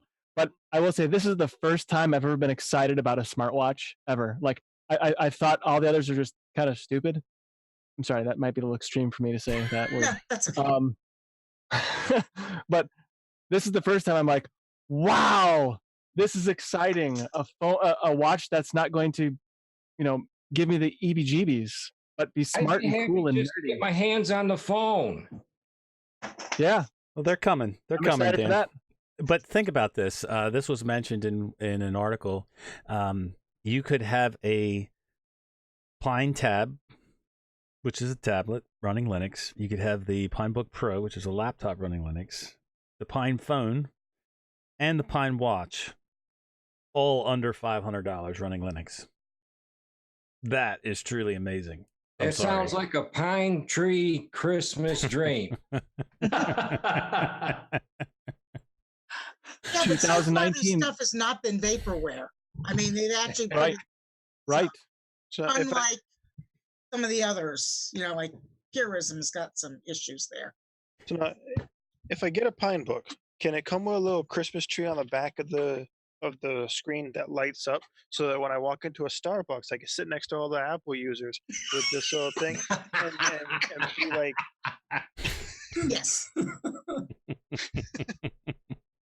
Well, I don't know. I've never been really excited about a watch. I gotta say, it's not something. I know you have it, Zeb, and maybe you could convince me of what I would use it for, or what would be exciting about having a watch. I just don't see the use case for me. It's a gimmick. My phone rings and I go, "Hello, darling. What can I help with you today?" It's a gimmick. That's all it is. It tells the time, and sometimes it doesn't tell the time because you have to then tap the screen for the thing to come up. Because when you lift it up, it doesn't always it doesn't always display. So it's just a gimmick, but it's a Linux gimmick. So it's okay this then. isn't a Pine one, by the way. This is a Samsung. I accept the limit Linux. The gimmick's a little bit out there. Well, they also offer their boards, which are like, Raspberry Pis, basically, that you can do things with. And even at that, I have not yet found a use case for a Raspberry Pi. So I think it's awesome just because of what they're doing, because there are a lot of people in the Linux world that want this, that just are craving for this type of stuff, and they're finally delivering on it where other people have not yet delivered on it. The Pine Pie, wow. The Pine Pie. Dolphin, did you get your sound working yet? I don't know. Can you hear me? Yeah. So yeah, it was Zoom. I dropped back a version, and it's working fine now. The joys of beta. That's all I can say. Mm-hmm. So you didn't answer my question. I don't know if you were yelling or swearing at me at the time, because your mic wasn't working. But when is MX Linux going to become a company? Oh, one of these days. You'll know when we start taking donations through something better than just sending me money in the mail. The MX Is that what people do? No, most people do it over PayPal, but there is a couple of people that will not use PayPal or a credit card, so they actually do physically mail us checks. Actually, in one case, mail us cash. But so I have a dead drop somewhere in the United States. So Bitcoins. did I give the right information out, Dolphin, that if we download Beta 2, we can just do an update in MX and it'll give us Beta 3? For the most part, yes. We've found we weren't going to do a Beta 3. I'm still on the fence about it, but I'm running into a weird issue with Debian's kernel module signing stuff. And basically, it's not bad if you stick to the same kernel that's on the beta right now, but if you drop back a version, things like your Nvidia kernel modules might not load. Broadcom modules might not load. They build just fine. The system reports them, they're visible. The stupid kernel just won't load them. And it seems to matter which kernel you have installed first. So if I take the kernel that's on beta 2 and do all the stuff there, it works fine. If I put that same kernel on beta 2. I'm sorry, you guys never saw beta 2. It's beta 2.1. Beta 2 had problems. Anyway, it's two different kernels on the 2. If you take it off the kernel on beta 1, if it's the first one, the modules build fine and you're used fine. If you use the kernel on beta 2.1 and the kernels build fine, it's fine. But if you back your kernel up on beta 2.1 to the one that was on beta 1, if this all sounds like gobbledygook, it's because it is. It doesn't, the modules won't load. So it's all a little frustrating. So well, if you don't monkey with the kernel, it's safe to use for a... Not only that, as far as I can tell, if you go forward with the kernel instead of backward, it's fine. Well, who wants to go backwards? Well, compatibility. My clock don't go backwards. There are a lot of pieces of hardware that have problems with the 4.9 through 5.2 kernels, and people drop them back to the 4.9. It's one reason the Annex ISO is shipping with 4.9 on it, because people are having trouble with the 4.19 and up. It's less of a problem for us. It's more of a problem for folks with older machines with Annex, but it's a problem, and it's not 5 or 6 users. It's a lot of users. And just so you know, just because you drop back to the 4.9 doesn't mean you're going to have problems with new hardware, because Antix works fine on this RTX machine. Yeah, I don't know the ins and outs, but there's a lot of, it's 4.9 point, whatever, 160. 170 or something. Yeah, it's got a crap ton of, because it's an LTS kernel. It's still getting updates. And the Antix kernels are built from kernel.org sources, so it keeps going. But at any rate, it's just been frustrating. So it will mostly update. Some of your user settings will probably change over time. But for the most part, the apps will update fine.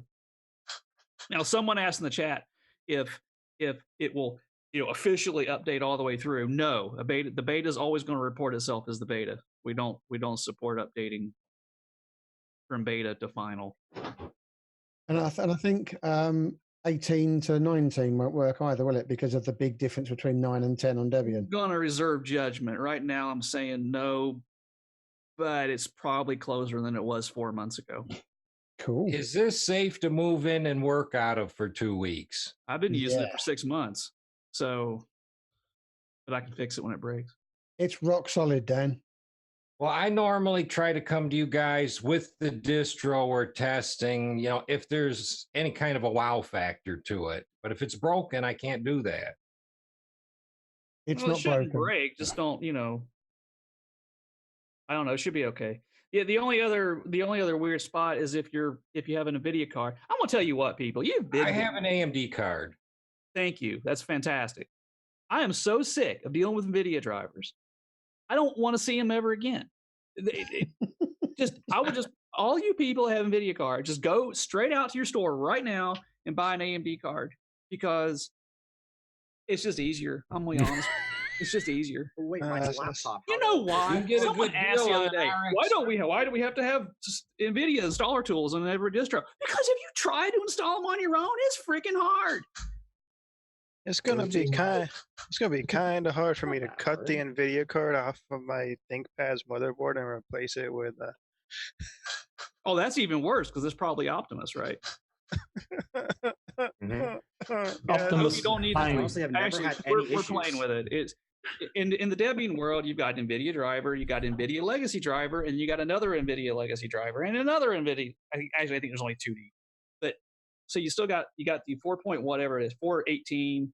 You've got the 390, and you got the 340. 304 is gone, Yes, Nate. Just in 430. case you're wondering, I saw you sold it before. It's they finally nuked one, so it's gone.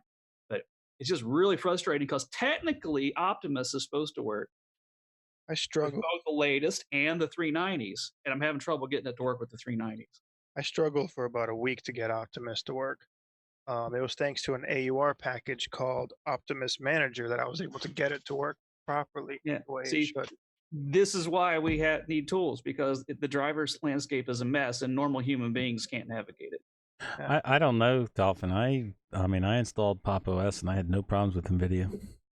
Yeah, because you have a And machine. manually If installed you have NVIDIA a drivers. card that uses NVIDIA driver, the latest versions, it's easy. It's when your card's not supported by the latest drivers, and you got to support your own. Remember, I'm living over here in old territory. All right, you gotta Come on, have to the new the territory. old stuff. If he runs on 418, you're golden. You're good. It's gonna be beautiful. If you got to be on one, if you have a pure NVIDIA setup, it's gonna be great. If you're on Optimus and you can run the latest drivers, you're gonna be fine. It's a little murky after that. But that's why we test. Yep. And that's why we're helping you test. See that? All right. Anybody got anything they want to bring up? I just wanted to ask Dolphin a quick question, if I could. And he may have answered it in my own mind here already. The 390 drivers tends to be kind of like the go-to from an initial install. Is it because of the kernels? Because I'm running 435.21 now, and I don't have any issues. But I guess my question is, why wouldn't you put at the time when you're releasing your LTS, put the latest drivers in? Is it because of potential conflicts or? No, what it is not every card is supported by every driver. And for instance, you guys out there who are loving the whole fact that we still ship 32-bit ISOs, the 32-bit NVIDIA stuff stop at 390. Okay. So those folks are stuck at 390 and down. And honestly, if they're probably using older hardware than that, but it's there. If your card supports 418, that's what our tool will install, or whatever the latest one is by the time we release. That's what it'll install. But not every card that's supported by 390 is supported by 418. And it's the same scenario you have in the Debian world where we have 340. So basically we say, instead of saying, your card's not supported, we say, okay, your card's supported, but it's supported by these older drivers. And that's the thing I guess I was getting to, because 390 is starting to get pretty aged by now already too. Well, Debian names it legacy. So, if Debian's naming it legacy, it's out there. But anyway, that's why. And you got this cute little NVIDIA detect tool that tells you which driver to use for which card part. And for the most part, it works. Very nice. I don't know if you guys know this. The temperature in my house just dropped like 10 degrees. I started freezing. I'm like shaking. It is cold. You all right? I'll be fine. It's just, turn the heat on. I'm shocked. It was like 80 degrees today. Now I'm going to have to go find the heat. Where do you live? Up in Canada? It feels that way sometimes, but no. You could send it my way. I'm tired of the hot Florida winter or weather. I wanted to bring up just real quick that we're getting really close to the Ubuntu 19.10 release. We're about a month out. And just wanted to mention that if anyone's interested in downloading, one of the dailies and testing out, if you have a favorite, now's probably a good time to even if you just spin it up in a virtual machine and see if you spot anything. If you can do it on hardware, obviously. And, if you can get feedback in now, that just ensures a better release whenever those come out. And then obviously all of the flavors benefit from that as well. So nothing specific other than it just seems like a good idea. And I guess that there were a bunch of updates to the release itself. I mean, I don't know if you guys have been following it, so not to belabor the point, but they have updated the Yarrow theme on Ubuntu proper to have a real light and dark theme. And the light theme is really light, like even the window borders are light, which is nice because it gives you a little more contrast between the windows than there was before. And the dark theme has better shading.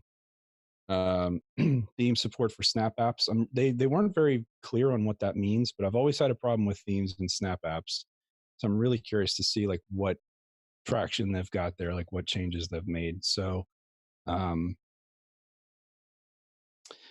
they're shipping Nvidia drivers on the ISO, which is a new thing for them. Usually it would download them if you were connected to the internet. And the experimental ZFS file system, they've apparently also done some things with the boot process to be faster. So there seems like there's a lot of incremental improvements.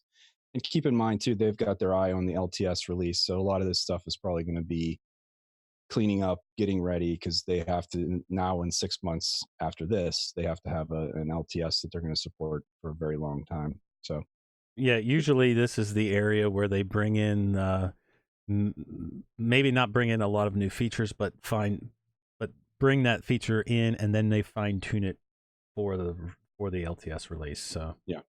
Well, Eric, do you want me to run it? I can put it on. I got a drive right here, just got cleaned off.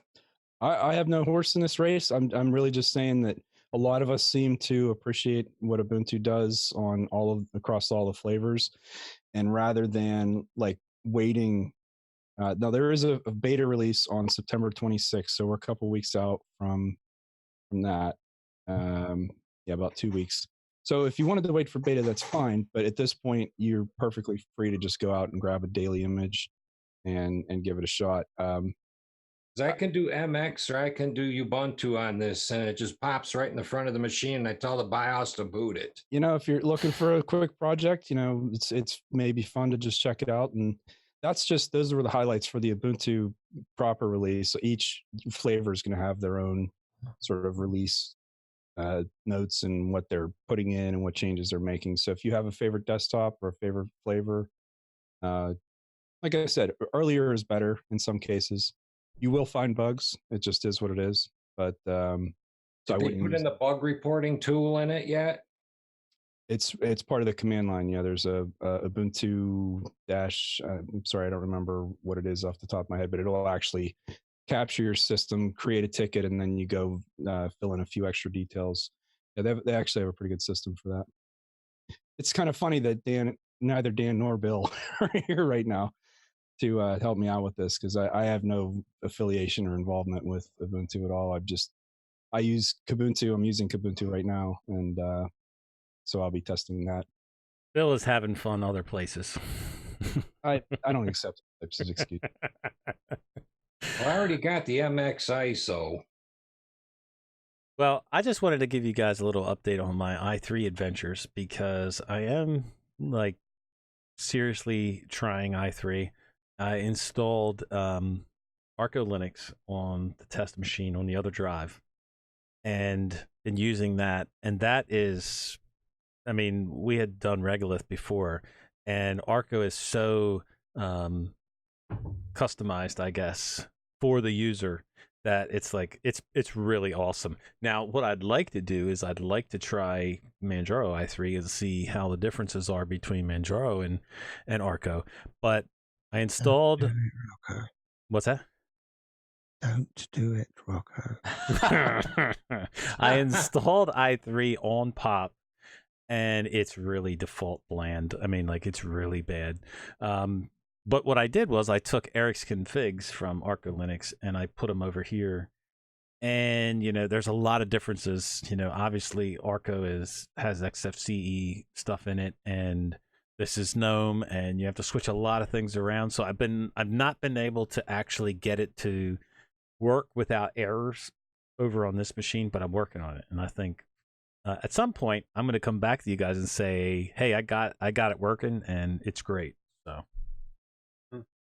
Eric, it's sudo well, that's so, but it's Ubuntu-report, and you may actually have to install it to allow you to do that if that's what you were looking for. I think, well, it may depend on the flavor, but I think it's there in Ubuntu proper. But yeah, I've used it a couple times, and it actually is really nice because all the information you'd have to fill in by hand on a ticket, it just does it for you. Yeah, it basically looks at your hardware and your system and packages and stuff like that. It's not anything personal. It's just basically your usage. So I'll bring up, I finally have been looking at upgrading my desktop PC, which has a 3rd gen i5 chip in it, and it is just woefully slow right now. It's 4 core, 4 thread, 8 gigs of RAM. It's an old boy. It's ready to go out the pasture. So I've been just sort of trying to play this game of like the Ryzen 3 series have just come out, the new ones, and I'm the Zen 2 architecture, and I'm like, do I wait, or do I just go with the 2nd gen? And so finally, I just said the best price to performance ratio right now is the 2700X for me on an X470 motherboard with 16 gigs of super fast RAM. And since I'm cheap, I'm just going to gut my old system and reuse the case and everything. That's not being cheap, dude. That's being smart. Exactly what I did last year at this time. You're getting the exact same stuff too.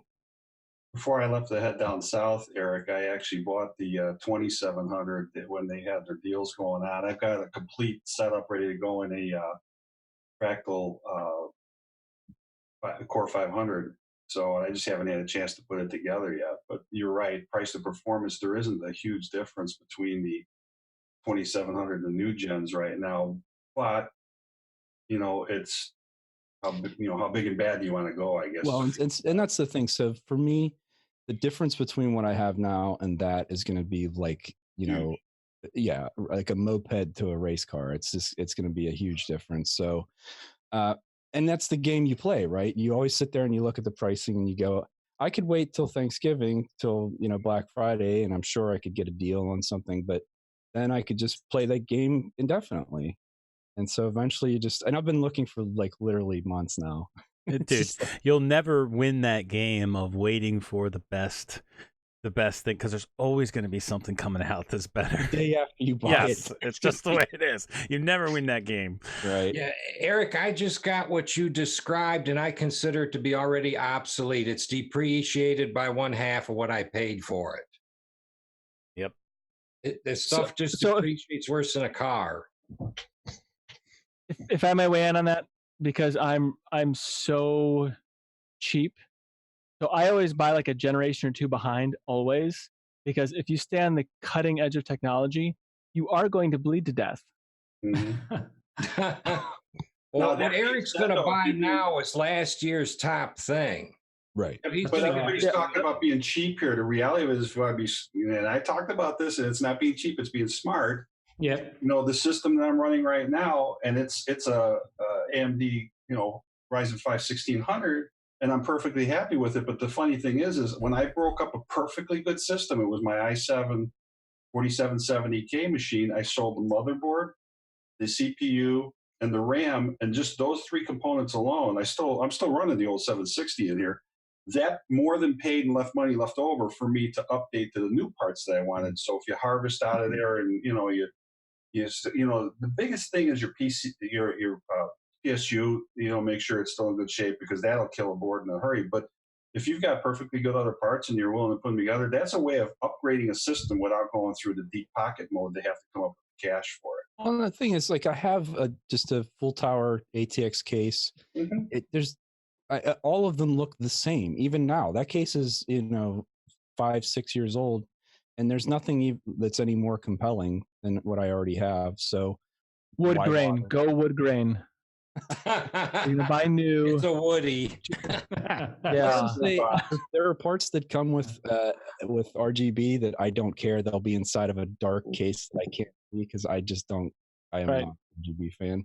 As long as your case supports USB 3 and you can fit everything you need in it, it does not matter. Well, and the biggest thing that I had to, so I was pretty set on the 2700X, from the start because I thought that was right in the middle where I wanted to be. It was the motherboard that I fought with over and over. Did I want the B450 or did I want the X470?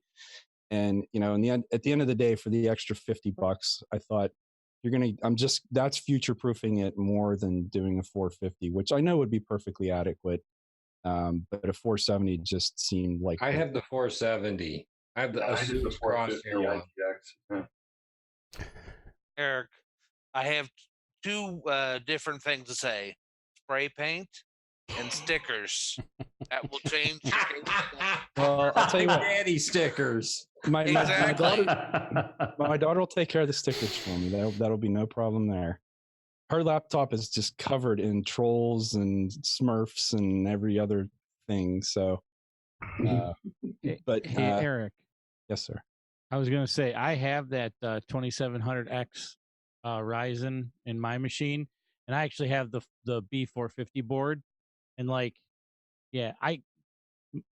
my godson's the gamer. I'm not the gamer. He can't get that, and that's gaming, right? And he can't get that thing to heat up. Now, granted, okay.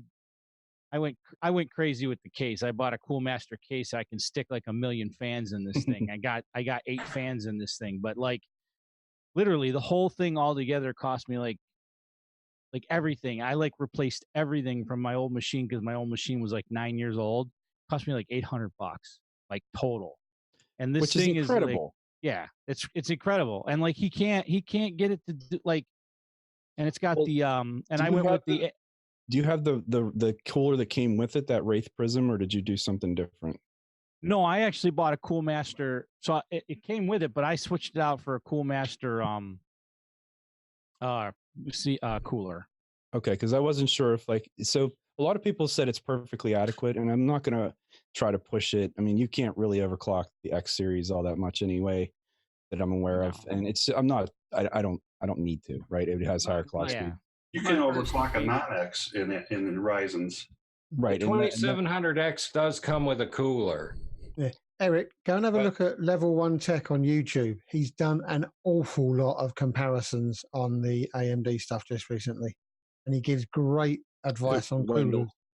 Yeah, Wendell, Level 1 Tech. Yeah. Okay. Yeah. Okay. My take on coolers is I'm going to put the biggest one on my computer that fits in the case, and it doesn't matter. It's going to be cheaper than the CPU I just shelled out for. Well, and that's what I have now is that Zotac, the gigantic air cooler. And I mean, I could never get my CPU over 65 or 70 degrees with that thing on there. On our TV computer, I lost one to heat. I had one of those nice Handtech Sonata cases. They were super quiet, but they're sealed up as all get out. They don't have all the greatest air movement. So the new case after that computer died is vented every which way from Sunday. I got the filter screens, and I got the big, the big fan, and then the biggest cooler I could find. It is a cheap processor in there. It's one of those AMD APUs, one of the 10 series or whatever, if you remember those. But that CPU cooler I got in there is, I don't know, 6 inches, 8 inches tall. I mean, I am not losing another computer to heat. Okay, this thing is it's got vents at the top. I mean, if there's heat, it's coming out. But you're right, though. I mean, we spend all this money on the processor and the board and everything, and then cheap out on a cooler. Yeah, why are you cheaping out on the cooler, man? Get a cooler. Well, that's one of the things that pleased me about my case when I bought it. They stuck on this huge Noctua. That's what I have. Cooler. It's absolutely immense. It's like twice the size of the case almost. But my Threadripper hardly ever goes above 35C. It's just ridiculous how it keeps it cool. So I had people ask me why I spent $25 a fan for Noctua coolers or fans, and the reason is because they work. And yeah, I don't care that they came out with black ones now, but these are the beige. Everybody calls them ugly. I don't care. I'm not worried about a fashion statement here. I worry about them working. So once again, we bring up the best chat last, and we have to end the show. You know what, Rocco? That's okay because it leaves us wanting more. We'll be back next week. All right. Well, we can continue the discussion on Discord. There you go. Or you can join the after show. So that's going to be it for us. We had our final thoughts on Endless. We're going to try MX Linux Beta 2 for the next 2 weeks. Maybe there'll be a beta 3 in between there, and we'll talk about it. Everybody gets a last word. Zeb? Come and join us tomorrow evening at 6 p.m. UK time for the announcement. For what announcement, That's all you're Zeb? gonna get out of me. Don't ask me what the announcement is. What announcement, Zeb? Watch us YouTube live. What's the announcement? Hey, Rocco, what time is that Eastern? That would be That's 1 1 p.m. p.m. Eastern. 1 p.m. Eastern. Thank you, sir. There will be an announcement. Right, Zeb? An There will announcement? be an announcement where we announce something. Yes. That is on the Destination Linux YouTube channel, just so you know. So Hey, Destination any Linux. people out here? DestinationLinux.org has all of the info for that. Eris, last word. Thank you very much for the stream, and looking forward to checking out MX. Great. Scott, last word. Yeah, awesome stream, Rocco, as always. Great job to you and the crew putting the show together. Always a great, informative chat, and I hope everybody enjoyed it. I still love the background, Scott. It's awesome.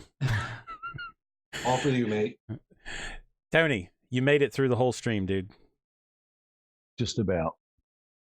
MX Linux Beta 2.1 is already installed on the laptop. Dude, you are quick. Well, Peter's not here. Someone's got to do it. And there were 44 updates, so they're installed as well. And it looks nice. And the installer is brilliant. There has Very been impressed so far. So much done to that installer. Oh my God! I don't know how you take the fastest installer in the world and make it faster, but they managed. So Really, really good. I look forward to hopefully getting enough time in the next 2 weeks to actually have a play with it, test it. Rocco, thanks again for doing this. This is the double whammy. Tiring, but it's really enjoyable, and I wouldn't have it any other way, so please keep doing them. I will probably have to miss 1 or 2 weeks coming up due to having visitors, and I'm moving house. So I know for definite that I will be without internet one Saturday. I just couldn't arrange that.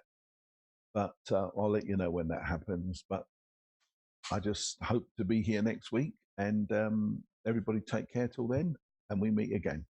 Tony, let me ask you, could you go to like an all-night kebab shop or something like that? And, there is an all-night McDonald's not that far away. So actually, I hadn't thought of that. That's a possibility.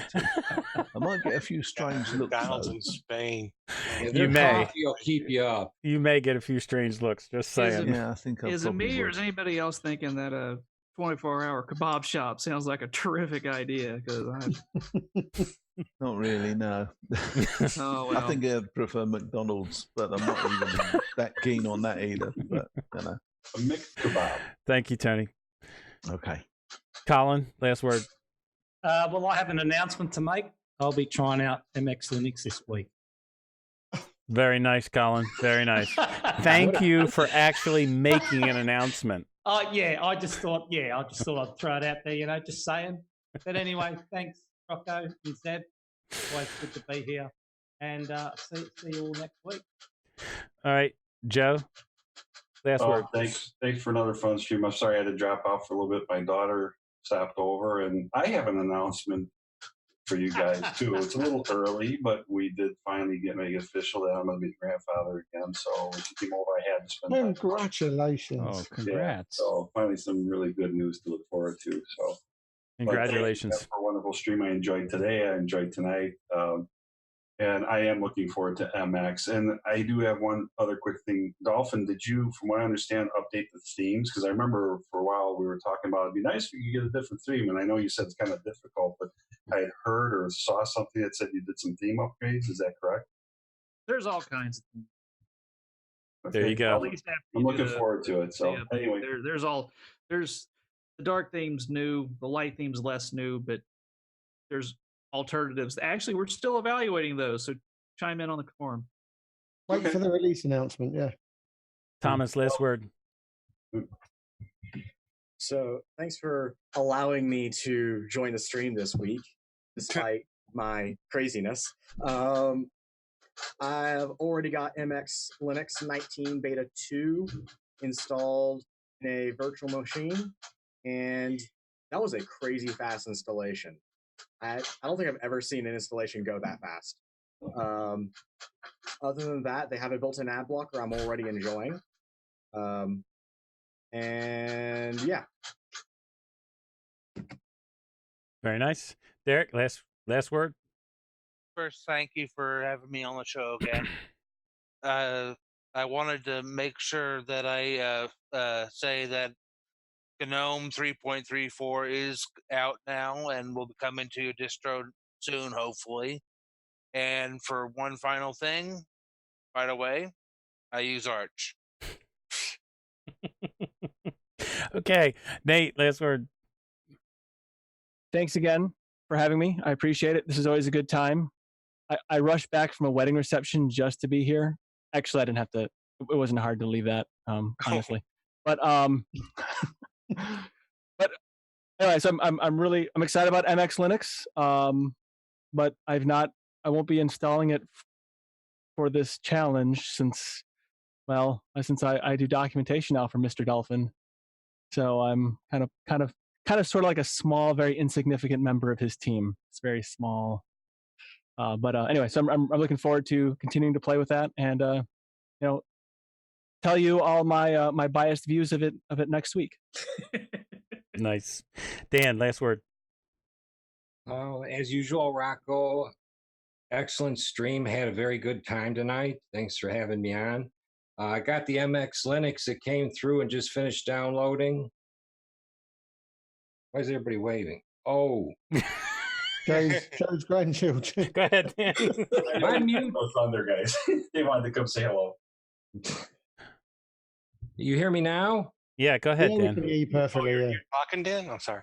Oh, everybody's waving. I didn't know if the mic was on or No, not. we're waving at Joe's grandkids. Oh, Continue on, Dan. Continue on. I'm thinking there's a technical issue. Well, anyways, I have the MX Linux, and I'm going to put it on AMD hardware. And I'm going to try and live in it for 2 weeks. Good man. So if I got a bug report, how do I file it? Tell you what, if you find any this week, we'll talk about it next week. Yeah. Okay. And there's a Bugzilla in the release notes. Yeah. bugs.mxlinux.org. I'll make it easy to find. Okay. I'll hunt you down. Steve, last word. Thanks again, Rocco. It was nice having more than a few words to say tonight. Appreciate it. Everybody take care. Very nice. Vince, last word. I think my announcement might be that I might give single click a go. You have to. You'll love it. Yeah, I might. But thanks again, It messes guys. everything up. Yeah. Don't listen to Nate. Thanks again, guys. I am absolutely I'm with addicted. Nate. Sorry. Catch you next week. Sorry, Vince. Everybody's interrupting his last word. Come on. What's wrong with you guys? It's all good. I'm absolutely still addicted to this community, and I'll see you guys next week. Glad to have you, Vince. Eric, last word. Highlight of my week. I love being here. Love seeing all of you friendly faces and getting a chance to talk to you. And have a great week, and I'll see you again soon. Ivan, last word. Thank you, Rocco, for having me. Thank you, Seb, as well. It's amazing. It's fantastic being here with you guys every single week, and I enjoy it. I enjoy it to the most. Every single comment and the great conversation that pops up at the end, unfortunately, but I really love it, and you guys are amazing. I mean, you really make my day sometimes. So thank you so much for this space, for this opportunity. Good to have you, Ivan. Daniel, last word. Rocco, thanks again for the stream. Thanks for everybody that's helping out on it. Zeb, Eric, always love being here. It's going to sound weird. We were not at the same one, but I too came from a wedding reception right here. Like, I got home 10 minutes before the stream started, so I had to make sure.